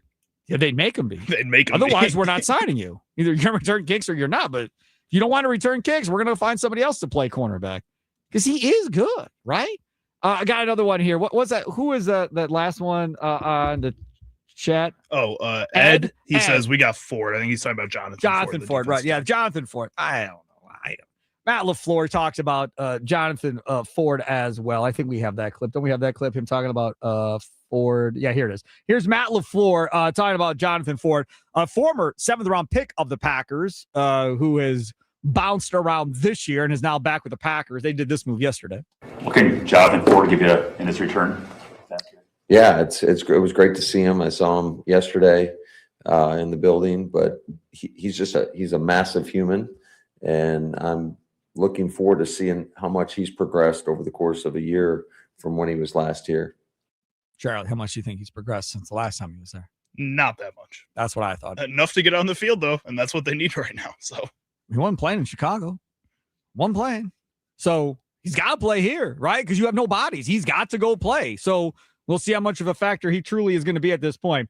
So, again, the Green Bay Packers get Diggs, and it is a beautiful thing that they're able to get Trayvon Diggs. Now the question is, how much of an impact will he have this week? I don't know. It'll be much. But the bigger impact will definitely be in that first playoff game against the Bears or the Eagles. You want to chime in on that? Feel free. Nicolay Law Talk and text line 414-677-1250, 414-677-1250. It is Wisconsin Sports Daily, served up by Wendy's, live from Wisconsin Sports Radio Network studios, powered by the Potawatomi Sportsbook. Sparky with you.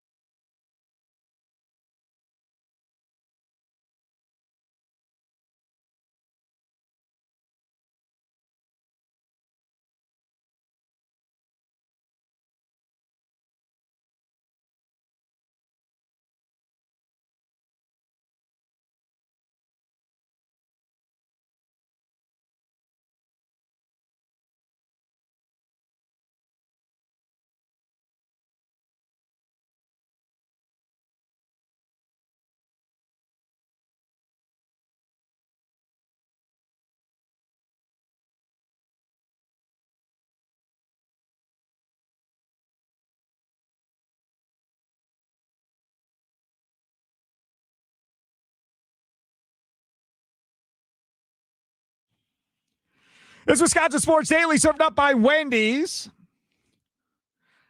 It is true, if you're just tuning in, you didn't hear it. Trayvon Diggs coming to the Green Bay Packers. Boy, just when you thought Desmond Ridder was going to be the big news of the day. Thank God it's not. He still kind of is. Jeez, stop. I'm a Desmond Ridder believer, man. I used to be. I used to argue with my kid that was a Falcons fan. I'm like, he might be pretty good. He might be pretty good. And then by the end, I was like, no, he sucks. You're right. I'm wrong. I'm not going to argue with you anymore because he watches every Falcons game of every snap of every Falcons game. He's like, I'm telling you, he's horrible. And he ended up being horrible. So anyway, so Desmond Ridder, former Falcons quarterback, he's at camp with Toon. They're trying to figure out if either one of them are going to play. Jordan Love practicing, still in concussion protocol. Malik Willis limited, so that shoulder issue. Now, again, remember last week, Willis didn't practice at all. Love practiced all week and still didn't clear concussion protocol. So we have that to look forward to before Sunday's game. Then, now you have the newest news coming in, talking about Diggs coming from the Cowboys to release some Trayvon Diggs now to the Green Bay Packers. Quickly, because I want to make sure everybody is aware of Trayvon Diggs and what he's done as of late. Let's talk about Trayvon Diggs this year, Charlie, and what his numbers look like with the Cowboys. So Trayvon Diggs so far this season, like Tommy brought up earlier, has a perfect passer rating against him, 158.3. That's not good. He has given up 16 receptions on 20 total targets, has 4 missed tackles, 23 total tackles, has given up 286 yards receiving and 3 touchdowns, and has 3 penalties. This is the other thing, too. When we talk about him, he was really good, right? Am I wrong? Yeah, he was really good. What's his best year? If you go back to, I believe it was his 2022 season, yeah. So right before 3 years ago. So right before he got injured in 2023, right away at the beginning of that season, he only gave up 63 total receptions on 91 targets that season, 761 yards and 5 touchdowns. With 3, or actually the year before was probably his best season. He had 11 interceptions that year, 3 interceptions this year after, but this was his best coverage overall. He had 11 picks in a season. Yep. So that was 2021. Had 11 interceptions, 9 pass breakups, had 10 pass breakups the year after. So those 2 years combined are his best by far. Had a 70.1 passer rating given up against him in 2021, a 99 passer rating in 2022. I'm quickly bringing this up here.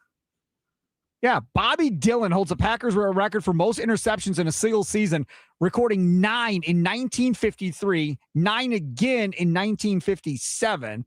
Franchise all-time leader with 52 career interceptions. Charles Woodson also had 9 picks in 2009. So 11 would have broken a Packers franchise record in a season. I think 11 would have broken most franchise records. Right? I'd look that up. I think most teams would be very happy with 11 interceptions in a season. So that tells you, yes, he's done it, right? The problem is he's been hurt so much. How much is left in that body that's been beat up and battered for the last 3 years or so? That's the question. But the main thing to remember here is this team needs turnovers in the worst way. He doesn't normally drop balls from that perspective. So you feel good of, okay, if he's in the area of the ball and gets his hands on it, we have a much better chance of making that an interception.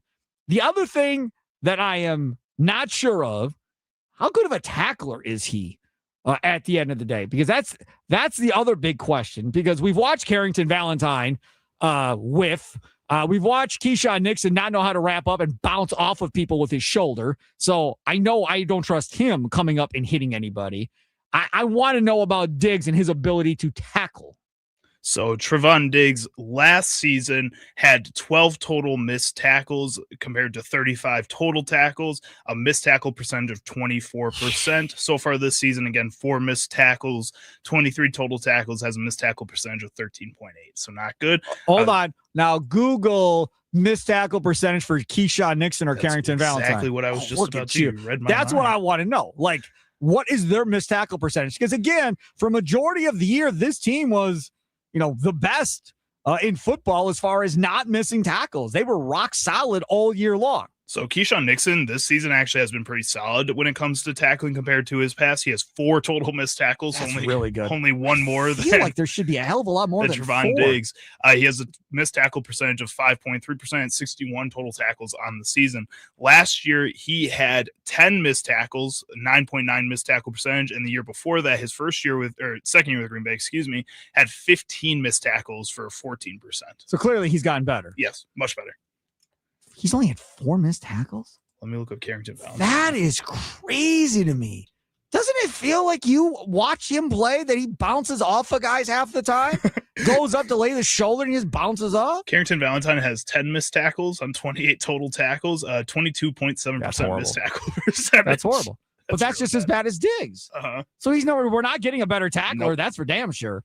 So really, the only thing Diggs is going to provide, hopefully, is the ability to maybe get an interception and being better at playing the ball in the air, certainly, than Keyshawn Nixon is going forward. And if they just don't throw at him, which they will, the Bears and Eagles are both going to run the ball first. He has a perfect passer rating against him. They're going to throw at him. But you have to be strategic about when you do throw at him. This is a guy that I think if you give him a high volume of throws, he is going to make plays after a while. And you got to pick and choose when you're going to throw at him and catch him in those lulls. I think that's what's gotten him in these past couple seasons, is when he has to be one-on-one in these play action situations where he hasn't been targeted all game. He struggles with that, which is what the Eagles and the Bears are both going to go into that game with that game plan, especially the Eagles, who have seen him for the past 5 seasons. Nicolay Law Talk and text line 414. Justin in Germantown. I'd throw Valentine and Diggs out there. Just my own opinion that Nixon has been god awful and has looked confused while playing. I don't think there's going to be much argument about him looking god awful at this point. I think most people would probably agree with that as well. 262, Diggs is always hurt. He will fit right in for the playoffs. The G on the Packers helmets is being replaced with a wheelchair. That's Ziggy texting in on the Nicolay Law Talk and text line on the 262. Yeah, man, they've been hurt constantly. But that is why you get Trevon Diggs. I got to believe Micah Parsons was involved in this, right? You just have to believe he called him up and said, dude, come here. We need your help. We're not getting a pass rush. I need somebody back there that's a vet that can go back there and help these guys out so we don't have to play a bunch of practice squad players. So, again, I don't know how much he'll play against Minnesota, but he'll definitely play in that playoff game between the Bears or the Eagles, depending on whoever the Packers get. And, again, Green Bay, Minnesota, kickoff at noon on Sunday. We'll have the Green Bay football postgame show powered by Lakeland University immediately following that game with Tommy Wirtz and myself. Looking forward to that. Take your calls, your texts. Go inside the locker room. We'll talk with Ryan Wood, the Green Bay Press-Gazette, Packers beat writer, like we have all season long. Coming up next, Charlie Sounds of the Day. It's Wisconsin Sports Daily, served up by Wendy's, live from the Wisconsin Sports Radio Network studios, powered by the Potawatomi Sportsbook. Sparky here.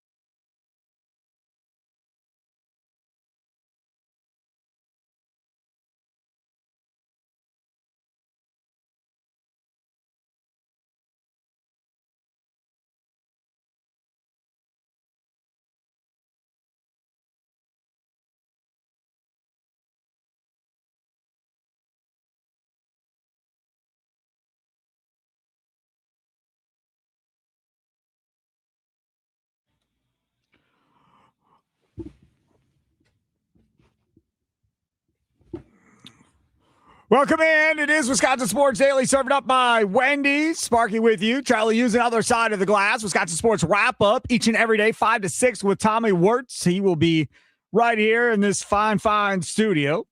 Thanks for listening to the Wisconsin Sports Radio Network around the state this year. I know we've only been on around the state for a couple of months, but still appreciate each and every one of you. Would love to see more and more participation from y'all around the state. Green Bay and Appleton on that flamethrower 99.7 FM. WNFL. That is a huge signal out there. 93.9 The Game in Wausau, 710 The Game in Duluth and Superior area, and in southeastern Wisconsin, 1250 AM and 105.7 FM, The Fan. Each and every day, we normally will get to Charlie's Sounds of the Day, but first, let me tell you about what's going on over there at the Potawatomi Casino Hotel. Are you ready to rumble? Join wrestling legend Kevin Nash on January 31st at the Potawatomi Casino Hotel for an elevating viewing experience on the Royal Rumble.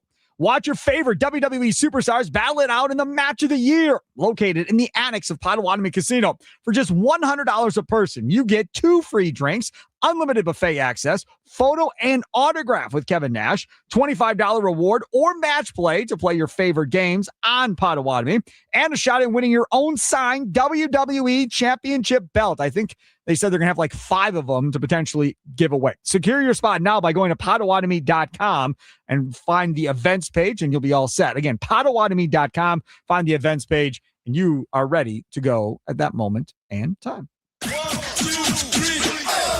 What sound clips will Chicago Charlie pick today for Sparky? Will Sparky become enraged? Will laughter ensue? It's time for Charlie's Sound of the Day. It's Wisconsin Sports Daily, served up by Wendy's on the Wisconsin Sports Radio Network.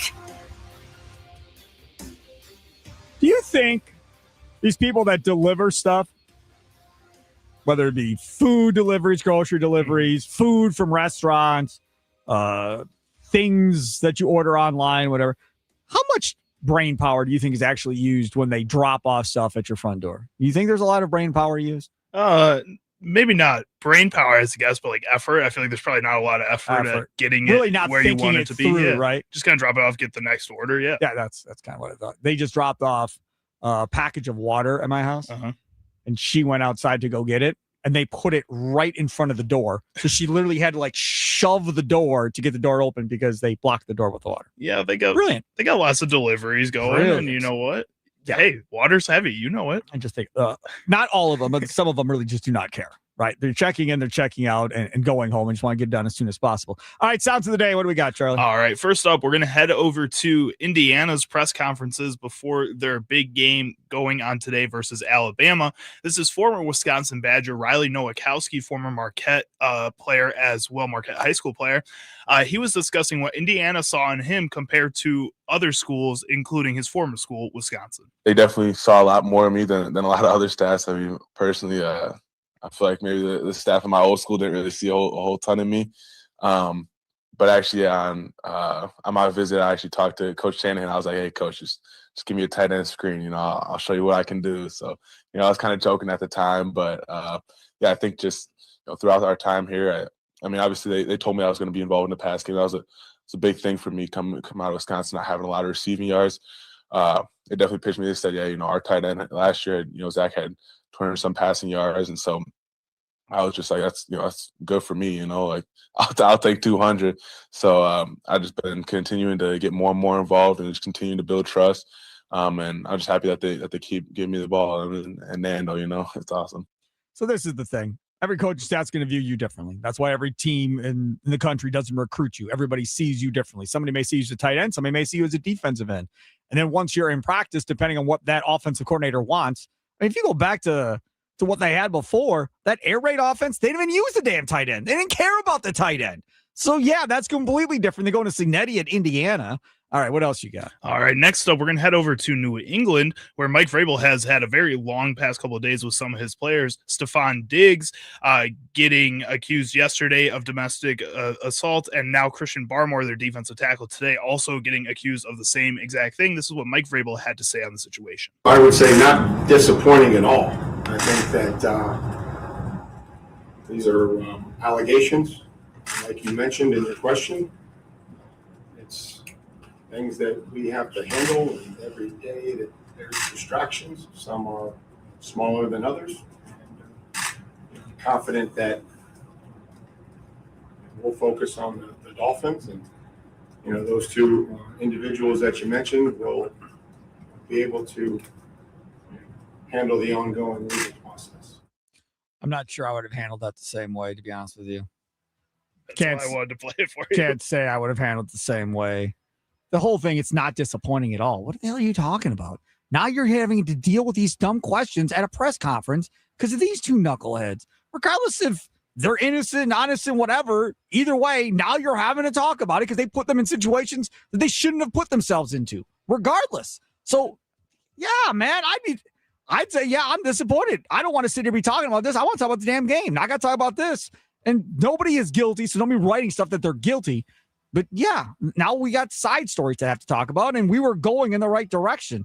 It is a distraction. It's not good for anybody involved, in my opinion. Green and Gold update coming up next. More Matt LaFleur. He talked a little bit earlier today's Wisconsin Sports Daily, served up by Wendy's from the Wisconsin Sports Radio Network studios, powered by the Potawatomi Sportsbook.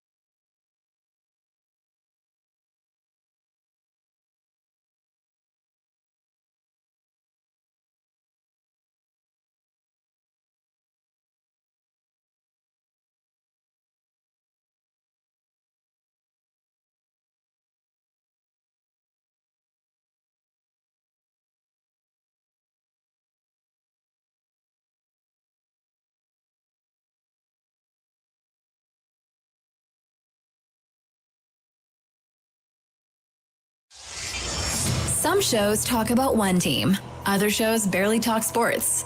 This show will talk Packers, Brewers, and Bucks every day. Every day. It's Wisconsin Sports Daily with Steve Sparky Pfeiffer, served up by Wendy's on the Wisconsin Sports Radio Network. Download the Wendy's app today.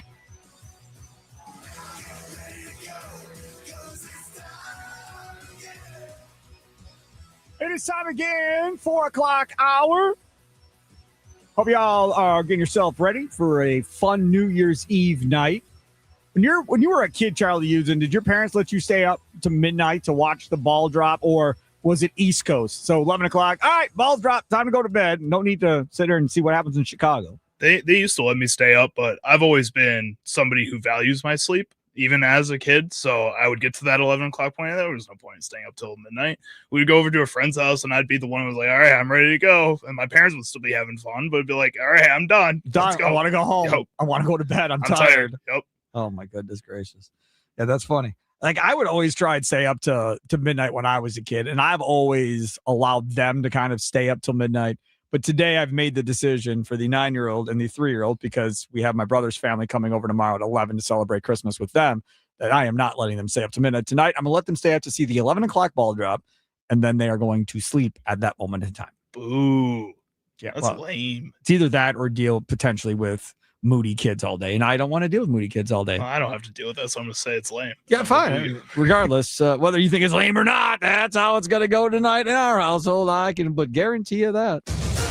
It's time for your green and gold update on Wisconsin Sports Daily, powered by the Potawatomi Sportsbook on the Wisconsin Sports Radio Network with Steve Sparky Pfeiffer. All right, here we go. Let me give you the latest update in an email we just got during the commercial break from the Green Bay Packers. The Packers signed safety Jonathan Baldwin and quarterback Clayton Tune from the practice squad to the active roster. They signed guard Carson Barnard, cornerback Tyron Herring, and quarterback Desmond Ritter to the practice squad, and play safety Zane Anderson and cornerback Nate Hobbs on injured reserve. Transactions announced today by general manager Brian Gutekunst. Barnhart, first-year player out of Michigan, who was originally signed by the Chargers. Herring, originally signed by Green Bay as an undrafted free agent in May, but was released after training camp. And then Ritter, of course, we don't know how bad he is. So he's on the practice squad. But that means Tune's definitely in front of him at this point. Now, if we see Ritter get activated between now and Sunday, that means Love and Willis both are not going to play in this game. Which I think is pretty high likelihood based on what we're hearing, how these guys are performing at practice. Again, just doesn't make sense to put them out there. We have a couple things coming in here before we get to Matt LaFleur from earlier today.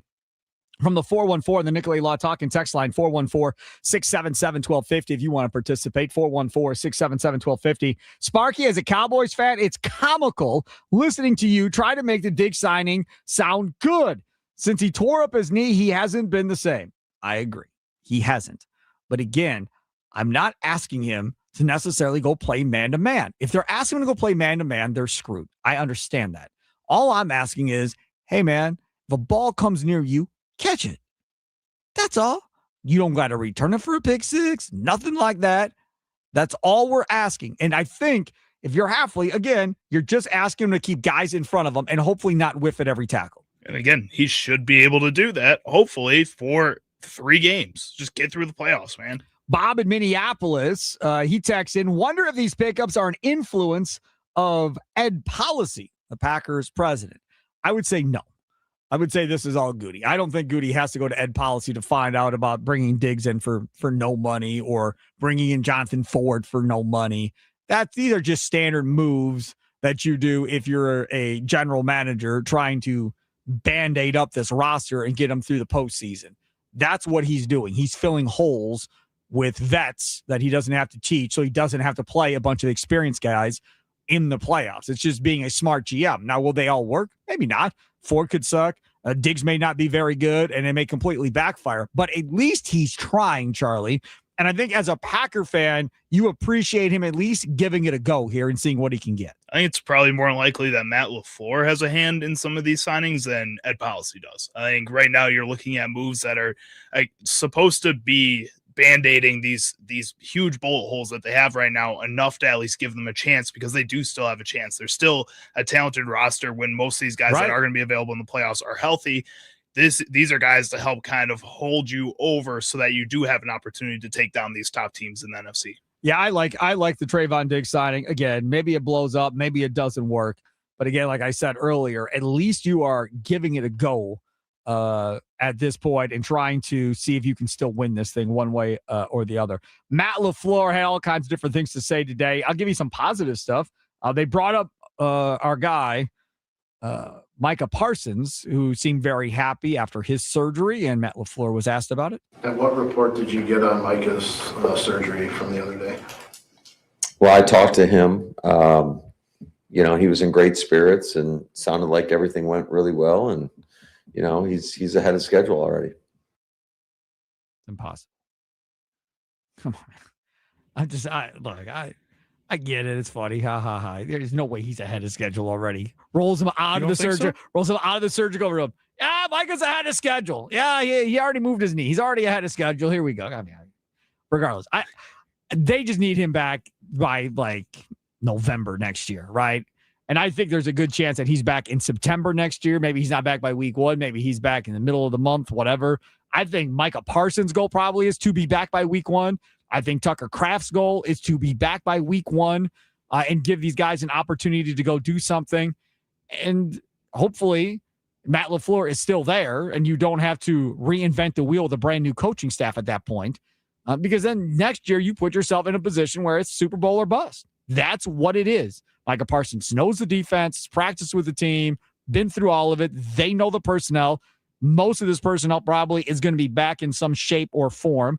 You'll add another draft class to it, maybe a free agent. They don't have a ton of money. And then you go back at it again and hope you can stay healthy, Charlie. But like Tommy Wirtz and everything he says today starts with it's a good bite. It's a good bite. What? You and Tommy Wirtz have been talking about all these moves that they can make in the offseason to free up some of that money.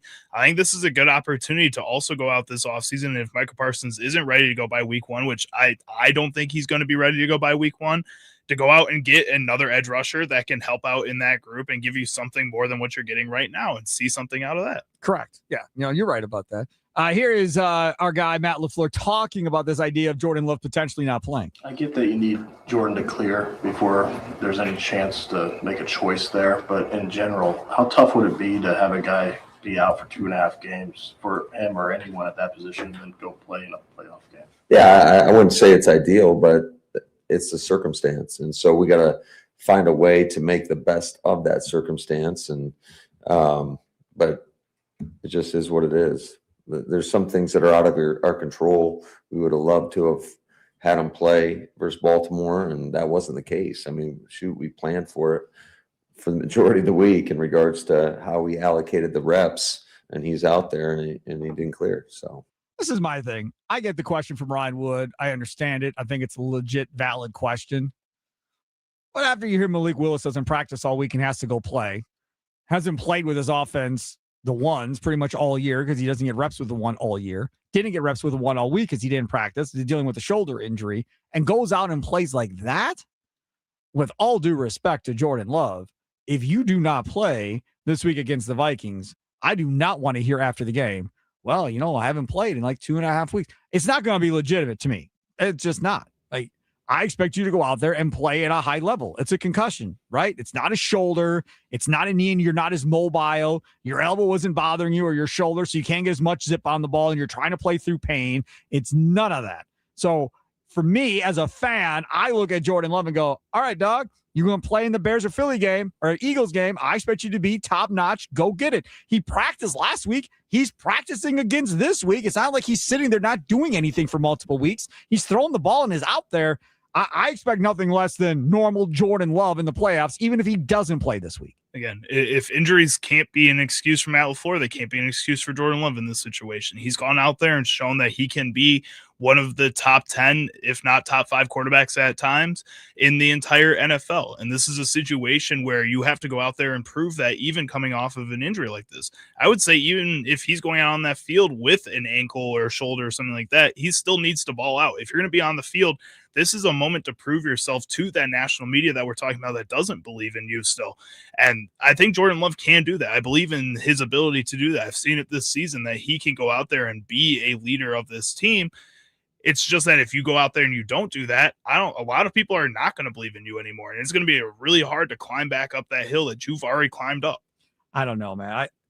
Regardless of how he plays in this game, I don't feel like there's any reason to go jumping off of a cliff and be like, oh, he's not the guy. They wasted their money after he was, third in the MVP There race. is going to be, just because you don't see a reason doesn't mean that people aren't going to do it. Well, of course. The people that don't like Jordan Love are just going to find more ammunition to continue not to like Jordan Love and argue with the people that do like Jordan Love. Like, that's easy. Just like if the Packers have to face the Bears in the playoffs, same thing. One fan base is not going to let the other fan base forget it for an entire year. I promise you, whoever wins will be up in the other person's mentions. Yeah. Right. It's going to be horrible because Tommy Wirtz and I were talking about this earlier today too, off the air, as far as, wouldn't you just figure the Brewers knocked the Cubs out of the playoffs, and now the Packers could potentially get knocked out of the playoffs by the Bears in the same year. Oh, the Bears are going to post something on social media about, oh, we got your back, Cubs. Or the Cubs are going to post that too. Oh, that's going to be Cubs awesome. will just post a big L. It's going to be awesome. Whatever the case may be. There's going to be something like that. Now, if the Bears lose, the city of Chicago and fans in Chicago are just going to be depressed because that means the Cubs got knocked out of the playoffs by a team in Wisconsin. Then the Bears got knocked out of by a team in Wisconsin. Bulls might not even make the playoffs. Right. Giddey's out, so they're in serious trouble now with Josh Giddey hurt and out. Another guy that we talked about earlier in the show as far as what stars should play and not, and Charlie and I both agree. We'd sit Rasheed Walker because Matt LaFleur said some starters aren't going to play in this game earlier today. We'd sit Rasheed Walker just to see what Jordan Morgan looks like at left tackle for a regular season game. And that way you're not benching Rasheed Walker. We're not rotating Rasheed Walker with Jordan Morgan because I hate rotating offensive linemen. But in this instance, he gets to play 4 quarters, no pressure. Rasheed's not playing. So if you get smoked, you get smoked. And if Love isn't playing and Malik Willis isn't playing and something happens to Tune, sorry, then Ritter gets to come in and play. And if something happens to Ritter, we move on, right? So this is the game to go see if Jordan Morgan can play. But LaFleur talked about Jordan Morgan. Now, what do you think of what Jordan Morgan has put together the last couple of weeks? And do you think he's kind of found his footing there? Yeah, I think he's done a nice job. I think he has. It's been, especially this past game, I would say, just he's playing consistent football. And I thought it's at a winning level.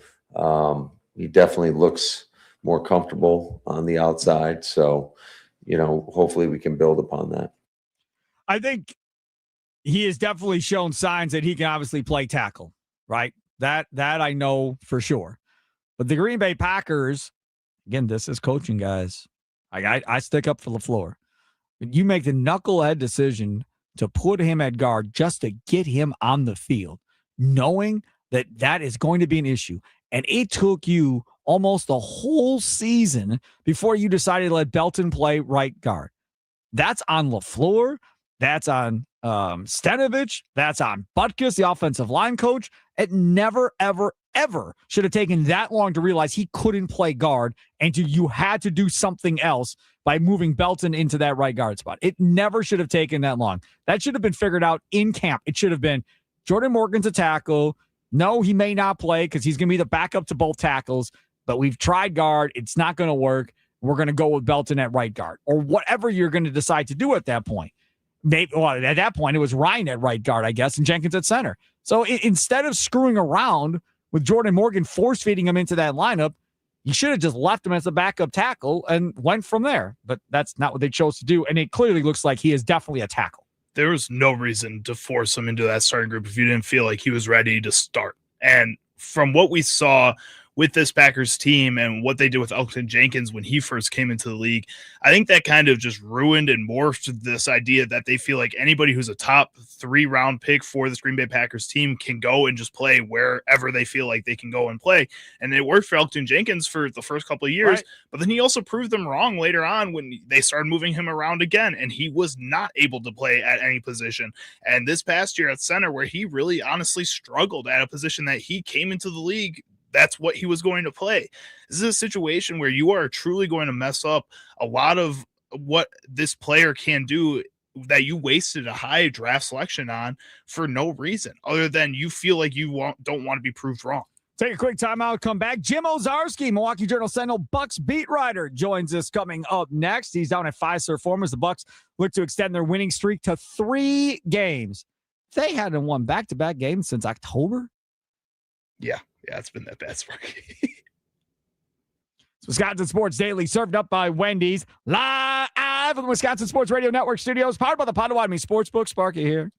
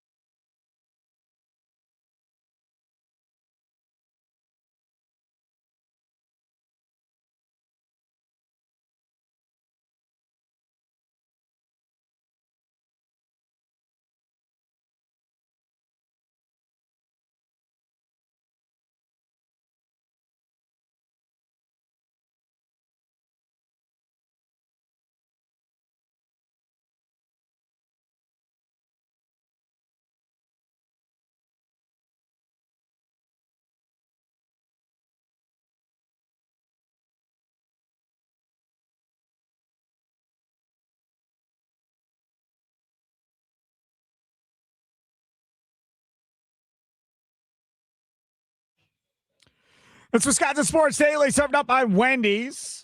Sparky here, Charlie Usen over there. New Year's Eve 2025. Tommy Wirtz, Wisconsin Sports Wrap-Up comes up 5 to 6 o'clock tonight.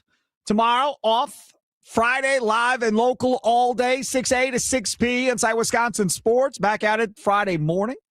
Josh Albrecht, Tommy Wirtz filling in for Trevor Thomas Friday morning. Trevor is off, so that'll be on 6A to 9A. 9A to noon, or 9 to noon as they call the show, with John Kuhn. Rami Makloff and Brandon Snide doing that show. Josh Albrecht will be on for the first hour of that show as well. Noon to 2, Mason Crosby. He'll be here on Friday doing his show from noon to 2 with Tommy Wirtz. That'll be a fun show. And then we're back here, Charlie and I, as always, from 2 until 5 on Friday afternoon. So live and local here on the Wisconsin Sports Radio Network, whether you be in Green Bay, Appleton, Wausau, Duluth, Superior, Southeastern Wisconsin. This is where you go for all of your sports talk needs. Joining us now on the guest hotline, powered by Gruber Law. One call, that's all. He is the one and only Jim Owczarski, Milwaukee Journal-Sentinel Bucks beat writer. Follow him on Blue Sky at Jim Owczarski. Jim, how are we doing today? I'm good, Spark. Happy New Year, bud. Happy New Year to you, too. So how miserable was it covering that team without Giannis? 3-11 miserable. I mean, if you include the games he missed earlier with the adductor strain, yeah, they were not good.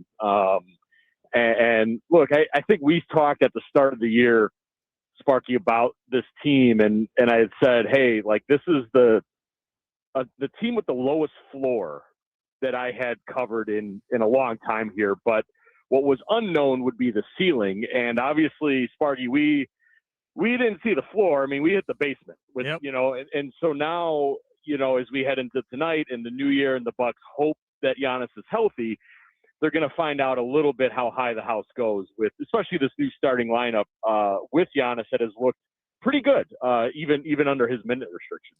That's the one thing. And it's Bucks and Wizards tonight, 7 o'clock tip at Fiserv Forum. I'm sure there are plenty of tickets available for that. If you want to go check out the Bucks game tonight down in the Deer District, I am just amazed by how bad Miles Turner is without Giannis. Like, I was never the biggest Miles Turner fan to begin with when he was at Indiana. I always used to, as a Bucks fan, go, let him shoot as many threes as he wants. It doesn't worry me in the least.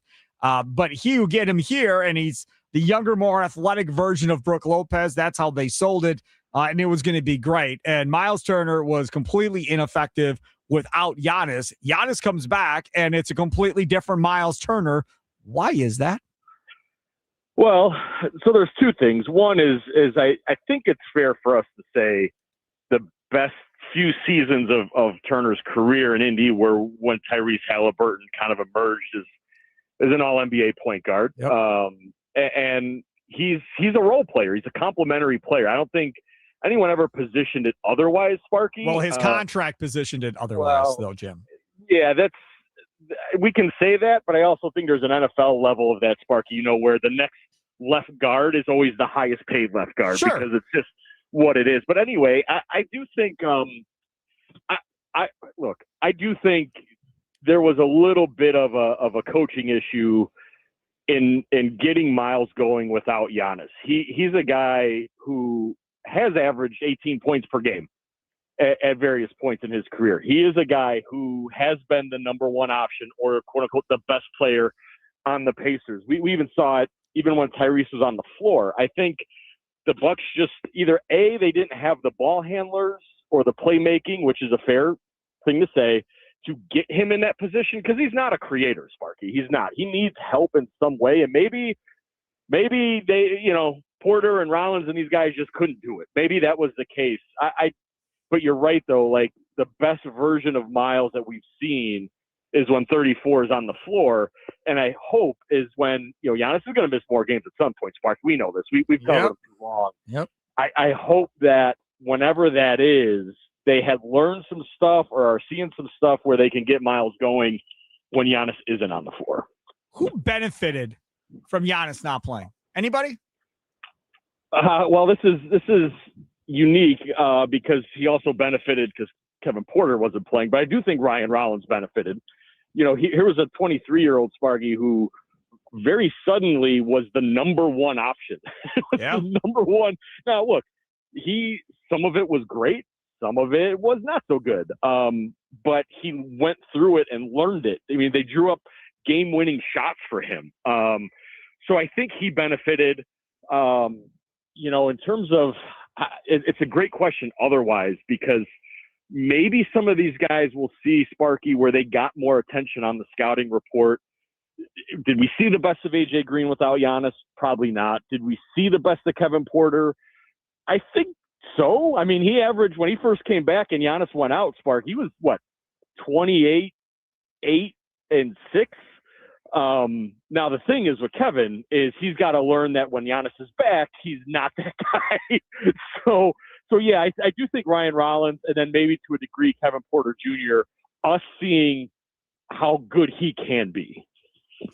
But you say, he can't be that guy, KPJ, with Giannis back, but they don't have a Lillard. They don't have a Middleton. They don't have a guy that's continuously going to get those shots. Doesn't he have to be the guy that gets those shots next to Giannis? It's a great question. I guess what I mean by that is not that he can't or shouldn't be the playmaker. I guess he's not going to take 20 something shots. He's not going to. So that, I guess that's what I mean by he's not going to do that with Giannis.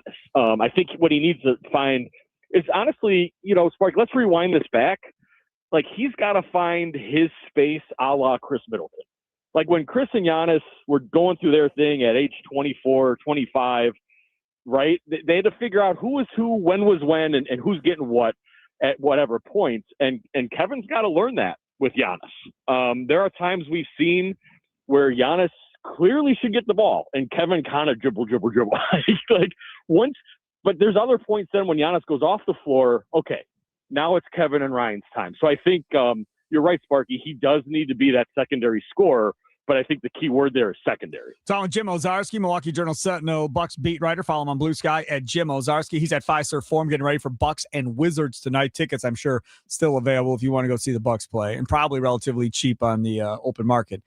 I want to get your thoughts on Doc Rivers' decision during this little stretch here to separate and break up Rollins and KPJ from the starting lineup, to have essentially Rollins off the bench, KPJ be a starter. Fans were losing their minds at that idea, and now he obviously has changed his mind again and put them back together. Did you get what Doc Rivers was trying to do? Why didn't it work? Yes, totally got it. It was one of the reasons of many that he kind of snapped on me a little bit during that 2-week break where they had 6 practices. And I just asked him, like, does Ryan need to go back to the bench here? Because they hadn't played a lot together. And I think Ryan just got, what was he doing, right? Like, he was asked to do maybe 7 different things in a 3-week period. And then Kevin comes back and Kevin's doing his thing. And they're just sort of like playing not with one another, but they were just on the court together. It looked funky. It was weird. And so it made sense to break them up, to give Ryan and Kevin sort of their playmaking space. Giannis is the difference there, Sparky, because when Giannis is on the court, as we just said, Kevin is not the first option. Ryan is not the first option. There's no debate over who's doing what and when at that point. So I do think together with Giannis, their roles are far more defined. And then as we've seen these last 2 games, Sparky, Doc is staggering Ryan and Kevin. They're not really playing together then without Giannis. So, I think that's really just to give them the space to create and kind of be their own person, without the big fella. If you look at AJ Green, that's a guy that they were really counting on to be that knockdown shooter, to help create space for Giannis, obviously. And you look at what he's looked like to this point. Obviously, he gets hurt early December, whatever. And since he's come back outside of that Memphis game, he has not shot that 3-ball well. Yeah, and look, AJ's a tough guy, and he's insisting that shoulder sprain, that AC joint is not affecting him. But, look, it's different than Rollins' shoulder injury last year, right? Like, AJ's shooting motion is all shoulders, right? Like, and so I think he won't admit it, but clearly the results are showing that maybe he's not quite all the way healthy, and maybe he's honestly, Sparky, learning how to shoot hurt. Is he injured that he can't play? No. But is he bothered? Yes. And so how do you work through that? And I think that's just what we're seeing. Is Gary Trent Jr. doing everything they thought he was going to do? Probably not. I mean, this is one of his down years shooting wise. Yep. Obviously, he was part of the starting lineup those first few games when it did actually look well, that first 3-guard lineup. But we just haven't seen, him do that on a regular basis. So, and obviously, Doc has agreed. He has been in and out of the starting lineup, and now it looks like permanently off the bench. Which is absolutely insane because so many people shake their head at the fact that Gary Harris is actually on the floor for the Bucks right now. Well, look, I will say this about Gary Harris. Consummate professional, and he is not this year's version of DeLon Wright. Like Gary, he's getting into some guys defensively. And look, I'm not a big plus-minus guy. I think that is a pretty flawed stat. I hate that stat. I will say this, though.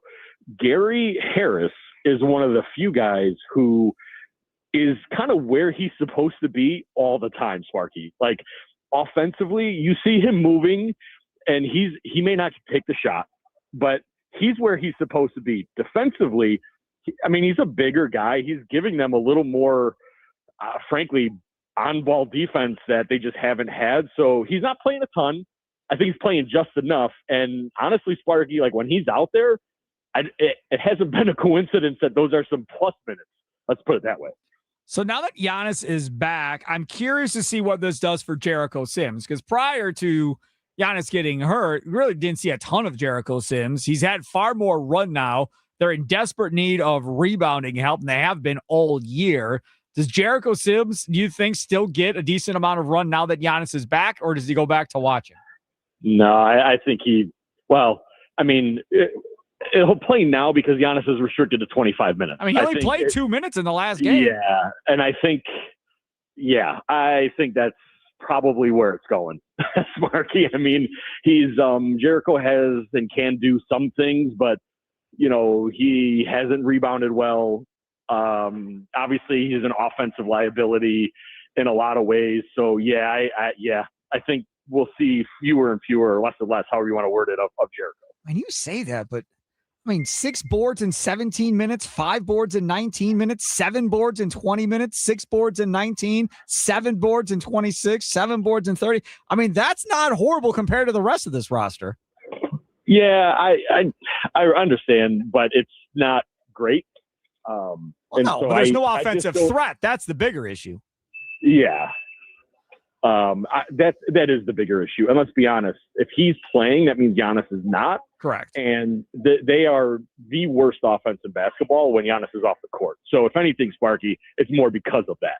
How much do you look into their success that they have during this little weak part of their schedule? Because for me, every win is a big win at this point as you try to get yourself up to that 6th seed.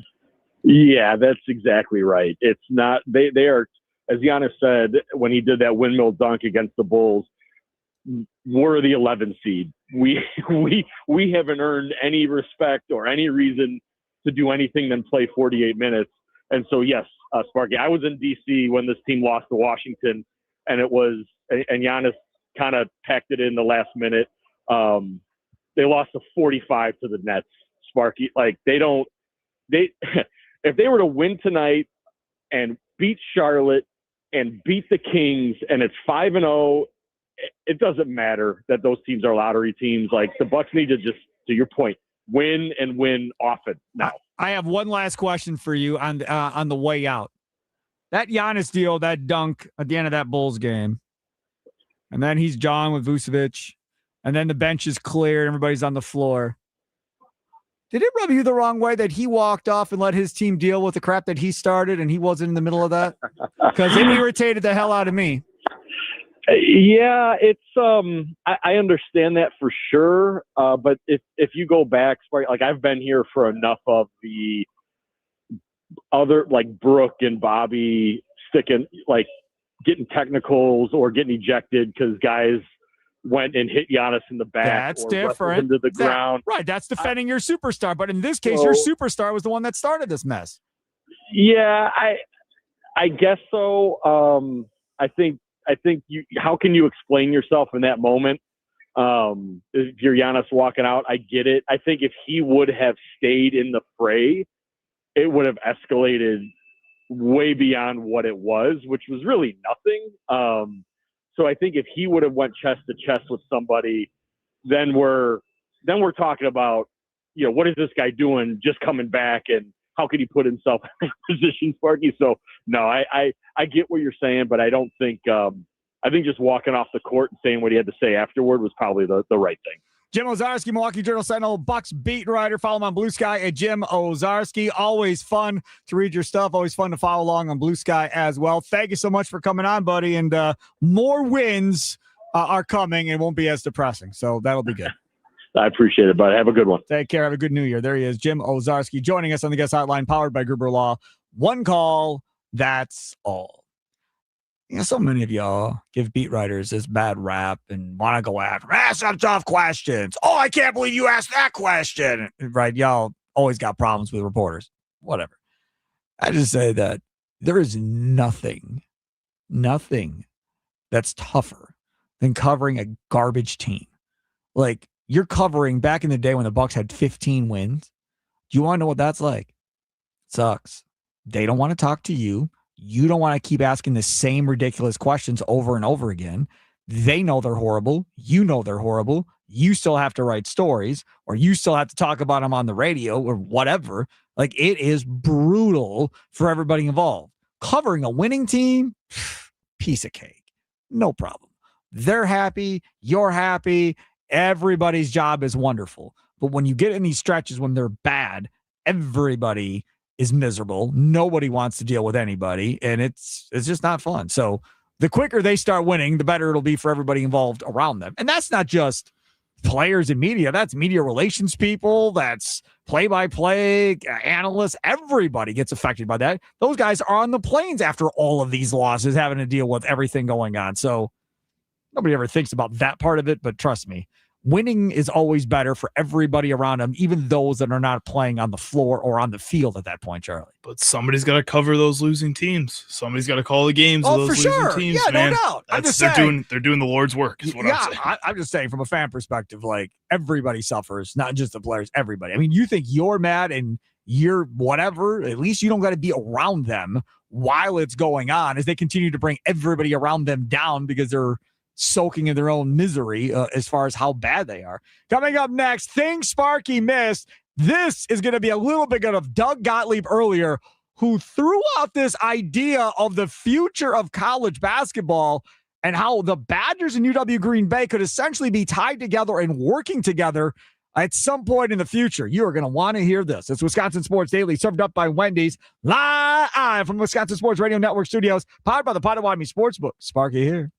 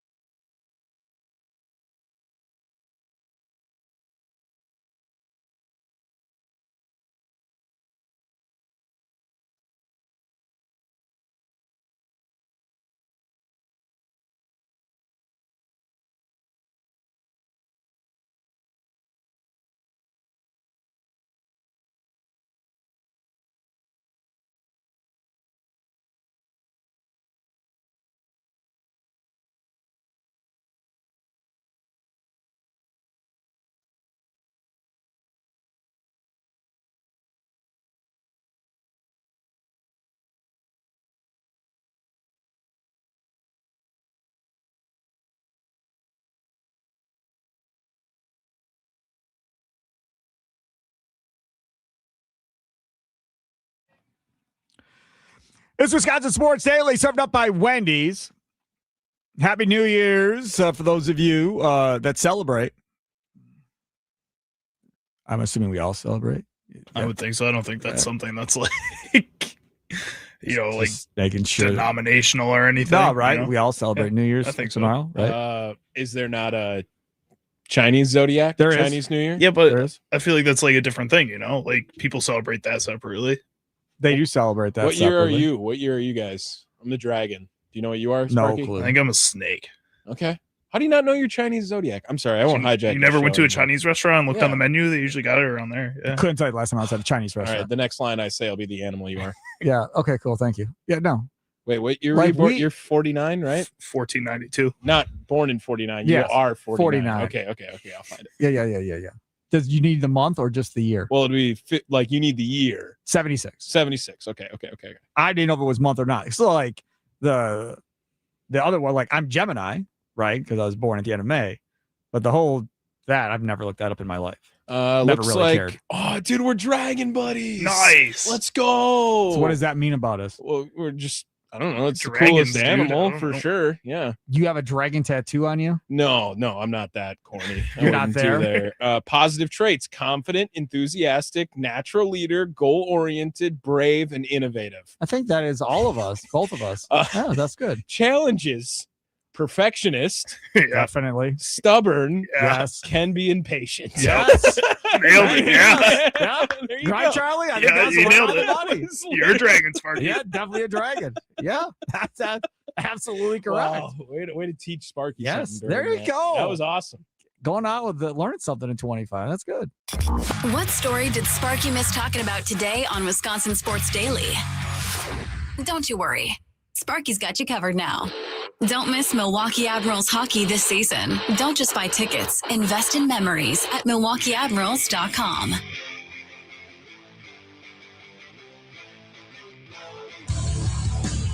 All right, Doug Gottlieb is on every Wednesday morning with Inside Wisconsin Sports at 8 o'clock.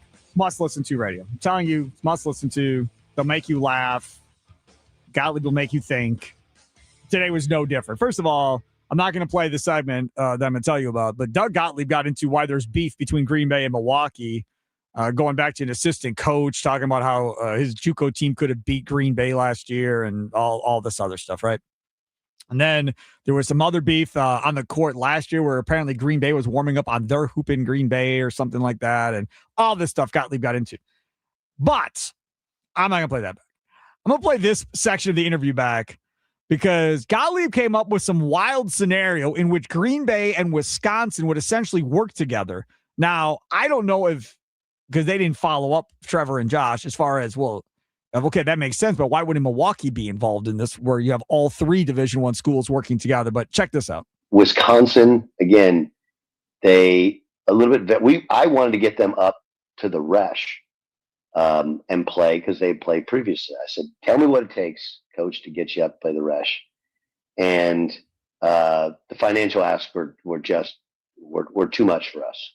So I said, all right, well, just here's the price. Like, tell us, we'll come down and play you, Matt. Give us a couple dates.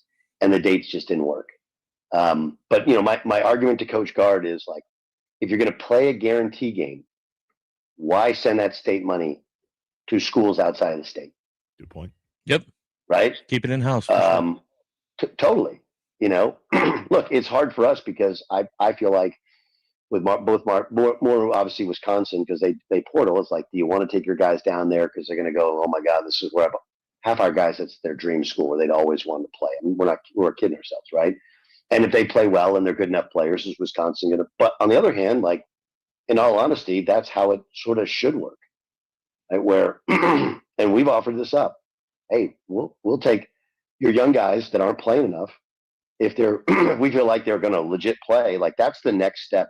That's the next evolution in college basketball, which is loaning out players, younger players, to develop with other programs and then handing them off to the bigger school when they're done. I'm telling you, that's the next thing. It won't be trading players. It'll be because that's what happened. This is all more of the European model, where you sign said player, and I think if everybody does just like 30 seconds of mental research, you can think of a player or two on Wisconsin's team. Like, hey, if he was at Green Bay, he'd be playing a lot, getting minutes. And again, now part of it is we have to, as a staff, coach in a way in which you earn the respect of that high major school. But I mean, that's essentially what happened with Oklahoma State, right? He was, Anthony Roy was right down the street from Oklahoma State. I don't know why they didn't recruit him when Coach Lutz got the job. We did. I mean, Anthony he's got a long and winding history, but we played him. And after the game, like, Lutz came up to me and he's like, I think he's going to have another year. What's he like to coach or whatever? Like, that's kind of what you got to do at our level. Like, I can't, he's making 20 times what he made at Green Bay. Like, I can't compete with that. There's no way. And I can't tell Anthony, hey, dude, I love you. You're the first one in your family to go to college. You graduate from Green Bay, but stay in Green Bay and make 10, 15 times less than you can make at Oklahoma State. It literally was mind-blowing listening to this. First of all, could you imagine that? You're coaching a kid, season's done, whatever the case may be, and up comes the coach from the other team, pretty much front-facing, saying, I'm going to come get your kid. What's he like to coach? Straight to your face. Like, no him and hawing about, you're going to hear about me. No, I'm telling you, I have interest in bringing him over. And then Gottlieb saying, it's like 10 to 15 times more the money than what Green Bay was paying him. That's Okie State. That ain't Duke. That ain't North Carolina. It's Okie State.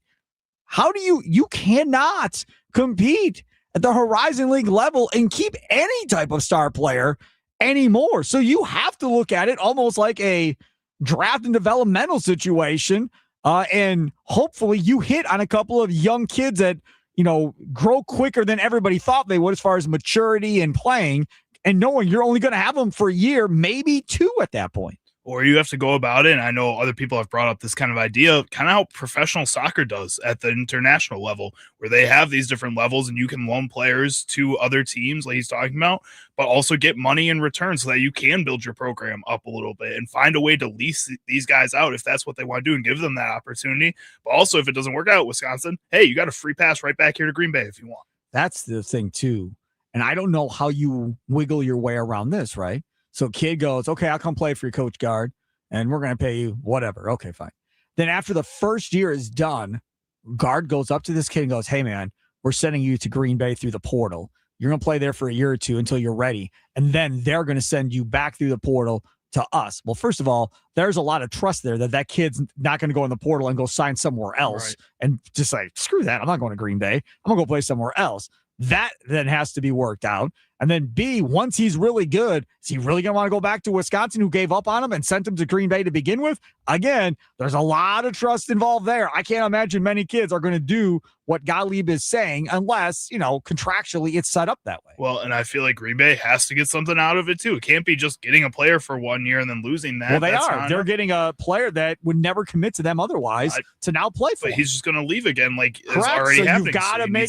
You've got to make and that year or two of making that run to win the Horizon or making your run to get into the NCAA tournament, because what Calipari used to do, which was new rosters of freshmen every year, right?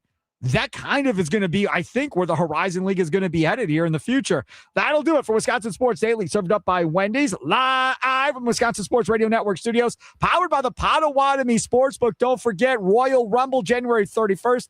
At the Potawatomi Casino Hotel. Get your tickets today. Go to Potawatomi.com. Watch the event with WWE superstar Kevin Nash. Go to Potawatomi.com and look for the events section. Tommy, what's up next with the Wisconsin Sports Wrap-Up? Have a good day. We'll talk to you on Friday.